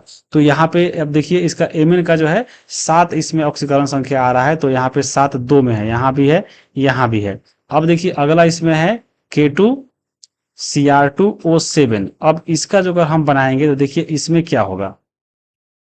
देखिए आपको बताए हैं कि आपका एक ऑक्सीजन पे 2 होता है, तो यहाँ पे 7 है, तो यहाँ पे -14 हो जाएगा। अब हमको +14 भी जो है यहाँ पे आपको इसको करना होगा। तो देखिए पोटेशियम पर 1 होता है, एक पोटेशियम पे, तो 2 पोटेशियम है तो 2 प्लस हो जाएगा, यानी आपको प्लस में 2 हो गया। अभी भी 12 की कमी है। तो यहाँ पे देखिए क्रोमियम जो है, एक क्रोमियम पे कितना होता है आपको, सॉरी यहाँ पे अभी 12 जरूरत है, 12 14 तो यहाँ पे 12 होगा। तो यहाँ पे 2 क्रोमियम का 12 है, तो एक क्रोमियम का कितना होगा, आपको 6 होगा। तो देखिए 6 किस में है, इसमें 6 है, लेकिन इसमें से कोई नहीं है तो पूरा बनाना पड़ेगा। आपको देखिए एक और है KClO4, तो बताए हैं कि एक ऑक्सीजन पे कितना होता है, तो एक ऑक्सीजन पे आपका 2 होता है, -2, तो माइनस इसका 8 हो जाएगा। अब हमको +8 करना है, तो पोटेशियम का +1 होता है, अभी भी हमको 7 का कमी है, तो इसको पे हम क्लोरीन पे +7 कर देंगे। तो यहाँ पे क्लोरीन का कितना आ रहा है, 7 आ रहा है, तो यहाँ पे इसका 7 हो जाएगा, यानी ऑप्शन नंबर ए हो जाएगा। तो ऐसे निकाला जाता है, ये आपको आगे मिलेगा। अब देखिए एक और यहाँ पे दिया गया है कि CHCl3 का ऑक्सीकरण पर देता है। तो CHCl3 का जब हम लोग ऑक्सीकरण कराएंगे तो ये आपको ऑक्सीकरण मतलब ऑक्सीजन का एडिशन, यानी ऑक्सीजन के साथ अभिक्रिया कराएंगे तो वो फॉस्जीन गैस बनता है, जैसे देख सकते हैं। यानी CHCl3 को हम लोग बोलते हैं क्लोरोफॉर्म, तो क्लोरोफॉर्म को ऑक्सीजन से अभिक्रिया कराने के बाद फॉस्जीन जो है गैस बनता है, जहरीली गैस होता है ये हो गया। और HCl भी बनता है। तो ये आपको याद रखिएगा। फॉर्मूला भी देखिए, हम जितना आपको ऊपर दिखाएं फॉर्मूला जो आपको आ रहा है उसका फॉर्मूला भी याद रखना है, जी भी आपको इसमें यौगिक है। अब हम चलेंगे इसके अभ्यास पे, चलिए इसका अभ्यास कर लेते हैं। जैसे देखिए पहला इसमें क्वेश्चन इसमें है कि आपको इसमें ऑक्सीकरण और अवकरण यानी रिडक्शन से है, तो अभी आपको बता दे रहे हैं ऑक्सीडेशन बताए हैं। ऑक्सीडेशन मतलब ऑक्सीजन का जुड़ना, और इसी को हम लोग बोलते हैं उपचयन। और एक बताए हैं आपको रिडक्शन वाला, जिसको हम लोग बोलते हैं अपचयन। अब चलिए अब हम बनाते हैं इसको, ये क्या कहता है। ऑक्सीडेशन में बताए हैं आपको या तो ऑक्सीजन का जुड़ेगा या हाइड्रोजन इसमें से घटेगा, और यही हम रिडक्शन में बताए हैं या तो ऑक्सीजन घटेगा या हाइड्रोजन इसमें बढ़ेगा। अब चलिए बनाते हैं। देखिए आपका एक समीकरण है, आपको PbO यानी आपको लेड ऑक्साइड कार्बन से अभिक्रिया कर रहा है, तो लेड और कार्बन डाइऑक्साइड बन रहा है। तो यहाँ पे अगर आप देखिएगा सबसे पहला ये देखिए आपको इसमें चुनना क्या है, तो असत्य चुनना है, गलत चुनना है। तो देखिए यहाँ पे PbO यानी आपको जो लेड ऑक्साइड है, तो देखिए लेड ऑक्साइड के अभिक्रिया के बाद यहाँ पे लेड अलग हो गया है, यानी लेड ऑक्साइड में से जो है ऑक्सीजन का यहाँ पे क्या हुआ है, लॉस हुआ है। तो यहाँ पे पूरा लेड ऑक्साइड का क्या हुआ, अपचयन हुआ है। याद रखिएगा लेड ऑक्साइड का, ना कि पूरा लेड का। यानी PbO में से यहाँ पे O हट गया है, यानी O माइनस हो गया है। O का घटना क्या कहलाता है, रिडक्शन कहलाता है, यानी अपचयन कहलाता है। तो यहाँ पे लेड ऑक्साइड का उपचयित हो रहा है। तो यहाँ पे ऑप्शन पढ़िए, लेड ऑक्साइड का अपचयित होना, यानी ये देखिए ये आपका सही है, हमको चुनना है गलत, लेकिन ये आपका लेड ऑक्साइड अपचयित हो रहा है, यानी ये तो होगा ही नहीं क्योंकि ये सही हो गया। अब देखिए अगला इसमें कार्बन है। देखिए कार्बन जो पहले अकेले था अब जाके ऑक्सीजन के साथ जुड़ गया है, यानी कार्बन का यहाँ पे ऑक्सीजन से जुड़ गया है। तो यहाँ पे कार्बन का क्या हुआ, कार्बन का यहाँ पे ऑक्सीडेशन हुआ है, क्योंकि कार्बन में वो जुट गया है। तो यहाँ पे कार्बन क्या हो रहा है, कार्बन का उपचयित हो रहा है, यानी उपचयन हो रहा है। तो कार्बन उपचयित हो रहा है, ऑप्शन नंबर C भी जो है सही है। यानी ये दो सही है, लेकिन हमको चुनना है असत्य। तो असत्य में बाकी ए और बी होना चाहिए, लेकिन हम चेक कर लेते हैं। तो देखिए क्या लिखा हुआ है, सीसा अपचयित हो रहा है। तो देखिए सीसा नहीं हो रहा है, सीसा के साथ ऑक्सीजन भी जुड़ा हुआ है, यानी पूरा लेड ऑक्साइड हो रहा है, तो ये आपका गलत हो गया। और उसमें देखिए कार्बन डाइऑक्साइड का उपचयित हो रहा है, तो बिल्कुल नहीं, कार्बन का हो रहा है, तो ये भी आपका गलत हो गया। और चुनना है हम लोग को असत्य ही, यानी आपको ए और बी असत्य है इसमें से। तो ऑप्शन देखिए ए और बी, ऑप्शन नंबर 1 जो है इसका सही आंसर होगा। तो इस प्रकार से जो है इसको आप बना सकते हैं। बाकी यहाँ पे देखिए दूसरा इसमें क्वेश्चन दिया गया है कि Fe2O3 और Al एल्यूमिनियम के साथ अभिक्रिया कराते हैं तो Al2O3 और Fe बनता है। तो ये कौन सा आपको अभिक्रिया है, ऊपर भी दिया गया था, बताइए यहाँ पे। जैसे देखिए आपका जो पहले ऑक्सीजन के साथ यहाँ पे आप देख रहे हैं जो फेरस रहा था, तो यहाँ पे इसमें अभिक्रिया के बाद Al जो है ऑक्सीजन के साथ जुड़ गया है, यानी आपको Fe को हटा दिया है। यानी एल्यूमिनियम जो है ज्यादा क्रियाशील है आपको Fe से, इसलिए इसको विस्थापित कर दिया है, यानी ये आपको विस्थापन अभिक्रिया है, एकल विस्थापन यानी विस्थापन। तो ऑप्शन नंबर इसका डी हो जाएगा आंसर। आगे अब देखिए यहाँ पे लिखा गया है कि 3 नंबर क्वेश्चन है इसमें आपका। देखिए 3 नंबर क्वेश्चन आपको ऊपर एनसीईआरटी बुक से ही दिया गया है कि लौह चूर्ण को अगर तनु हाइड्रोक्लोरिक अम्ल के साथ अभिक्रिया कराते हैं तो सही उत्तर पर निशान दीजिए। तो आपको फेरस के साथ जो है आपको HCl का अभिक्रिया कराना है, तो वो क्या बनेगा। तो आपको ऊपर ही बता दिया है कि हाइड्रोजन गैस और को आयरन क्लोराइड बनता है। तो ऑप्शन नंबर इसका ए इसका सही हो जाएगा। आपको ऊपर हम इसका सूत्र भी लिखवा दिए थे, ये तो बुक से ही पूछा था। बाकी देखिए 5 नंबर क्वेश्चन है। अब इसमें देखिए रासायनिक समीकरण लिखना है और उसको संतुलित भी करना है, तो वीडियो थोड़ा लंबा हो जाएगा। जैसे देखिए हम एक दो बता देते हैं, बाकी आप खुद से कर लीजिएगा। जैसे देखिए इसमें है, पहला है कि नाइट्रोजन हाइड्रोजन से संयोग करके अमोनिया बनाता है, यानी हाइड्रोजन यानी H2 जो है, यहाँ पे H2 के साथ अभिक्रिया हो रहा है किसका, नाइट्रोजन का, और ये बना रहा है क्या आपको अमोनिया। अमोनिया का फॉर्मूला क्या होता है, NH3 होता है। अब तो ये समीकरण हो गया, लेकिन संतुलित करना है तो संतुलित कैसे होता है बताए हैं, दोनों तरफ परमाणु की संख्या बराबर होना चाहिए। तो देखिए यहाँ पे हाइड्रोजन 2 है और नाइट्रोजन भी 2 है, तो इधर भी होना चाहिए। लेकिन देखिए इधर नाइट्रोजन 1 है और आपका हाइड्रोजन 3 हो गया है, तो हाइड्रोजन वाला को छोड़ देंगे हम। सबसे पहले 2 नाइट्रोजन करेंगे, तो 2 से इधर गुना करेंगे तो देखिए 2 नाइट्रोजन हो गया, तो यहाँ पे 2 है, ठीक है। लेकिन यहाँ पे हाइड्रोजन अब देखिए 2 तिहाई 6 हो गया, तो 6 बनाने के लिए हमको जैसे 3 से गुना करना पड़ेगा, 3 दूना 6। तो ये आपका देखिए ये संतुलित समीकरण हो गया, ये पहला का आंसर हो गया इसका, ए नंबर का। उस प्रकार से अब दूसरा भी इसमें बना सकते हैं आप। हाइड्रोजन सल्फाइड गैस का वायु में दहन होने पर जल और सल्फर डाइऑक्साइड बनाता है। अब इसका समीकरण लिखना है, तो देखिए आपका फॉर्मूला याद होना चाहिए। जैसे हाइड्रोजन सल्फाइड होता है, तो हाइड्रोजन सल्फाइड का फॉर्मूला क्या होता है आपको, H2S होता है, H2S। और ये जो है आपको ऑक्सीजन के साथ दहन हो रहा है, यानी ऑक्सीजन के साथ अभिक्रिया करेगा, तो यहाँ पे ऑक्सीजन के साथ अभिक्रिया करेगा, तो उसके बाद ये बोल रहा है कि जल और सल्फर डाइऑक्साइड बनाता है। तो यहाँ पे जल का फॉर्मूला H2O और साथ में सल्फर डाइऑक्साइड का फॉर्मूला क्या होता है, तो आपका SO2 होता है, तो प्लस SO2। अब ये तो आपका हो गया समीकरण। अब इसको संतुलित भी करना है, तो देखिए आपको बताया है कि दोनों तरफ बराबर होना चाहिए। तो देखिए शुरू में आप देखिएगा, तो आप देखिए इधर हाइड्रोजन जो है आपका 2 है, सल्फर 1 है, ऑक्सीजन 2 है। लेकिन जब इधर आइएगा तो देखिए हाइड्रोजन 2 है, तो हाइड्रोजन इधर भी 2 था, ठीक है। अभी ऑक्सीजन कितना है, इधर आपका 2 और 1 यहाँ पे है, 2 इधर और 1 यहाँ पे, 3 है, लेकिन इधर आपका 2 ही दिया है, तो इसमें आपको इसको बदलना पड़ेगा। अब इसको हम लोग कैसे करेंगे, जैसे देखिए अब 2 और 3 रहे, तो सबसे मान लीजिए इसमें अगर हम 2 से गुना करें, देखिए 2 हाइड्रोजन इधर हो गया, इसमें हाइड्रोजन कितना हो गया, 4 हो गया, 2 दूना 4। तो यहाँ पे जब क्योंकि 2 ही है, तो इसमें 2 से गुना करेंगे तो 4 हाइड्रोजन तो आपका बराबर हो गया। अब हम ऑक्सीजन को देखते हैं। ऑक्सीजन देखिए आपका इधर ऑक्सीजन कितना है, 2 यहाँ पे है और 2 यहाँ पे, 4 ऑक्सीजन है, और यहाँ पे 2 ही है, तो 2 दूना 4 यहाँ भी हो गया। तो ऐसे करेंगे तो आपको ये भी जो है समीकरण संतुलित हो जाएगा। तो ऐसे इसमें आपको याद रखिएगा, देख सकते हैं यहाँ पे ऐसे बनाना है। फिर आपको ऐसे ही आपको सी और डी ऊपर तो हमको हम बता ही दिए हैं, तो वैसा ही करना। अब देखिए यहाँ पे आपका रासायनिक समीकरण दिया है, इसको संतुलित करना है। तो संतुलित करना आपको हम बता दिए, आपको हम बताएंगे पूरा तो बहुत लंबा वीडियो हो जाएगा, इसलिए आप इसको बना लीजिएगा। वही 7 नंबर वही सवाल है, 8 नंबर भी वही करना है, अभिक्रिया लिखे समीकरण लिखना है। तो ये सब कर लीजिएगा आप, और ये चैप्टर यहीं पे समाप्त करते हैं हम लोग अब, और मिलते हैं अगले वीडियो में। चैप्टर 2 नंबर देखेंगे, एसिड बेस और साल्ट यानी अम्ल क्षारक और लवण की बात हम करेंगे अगले चैप्टर में। तो हम लोग वीडियो को यहीं पर समाप्त करते हैं। वीडियो देखने के लिए आप सभी को बहुत बहुत धन्यवाद।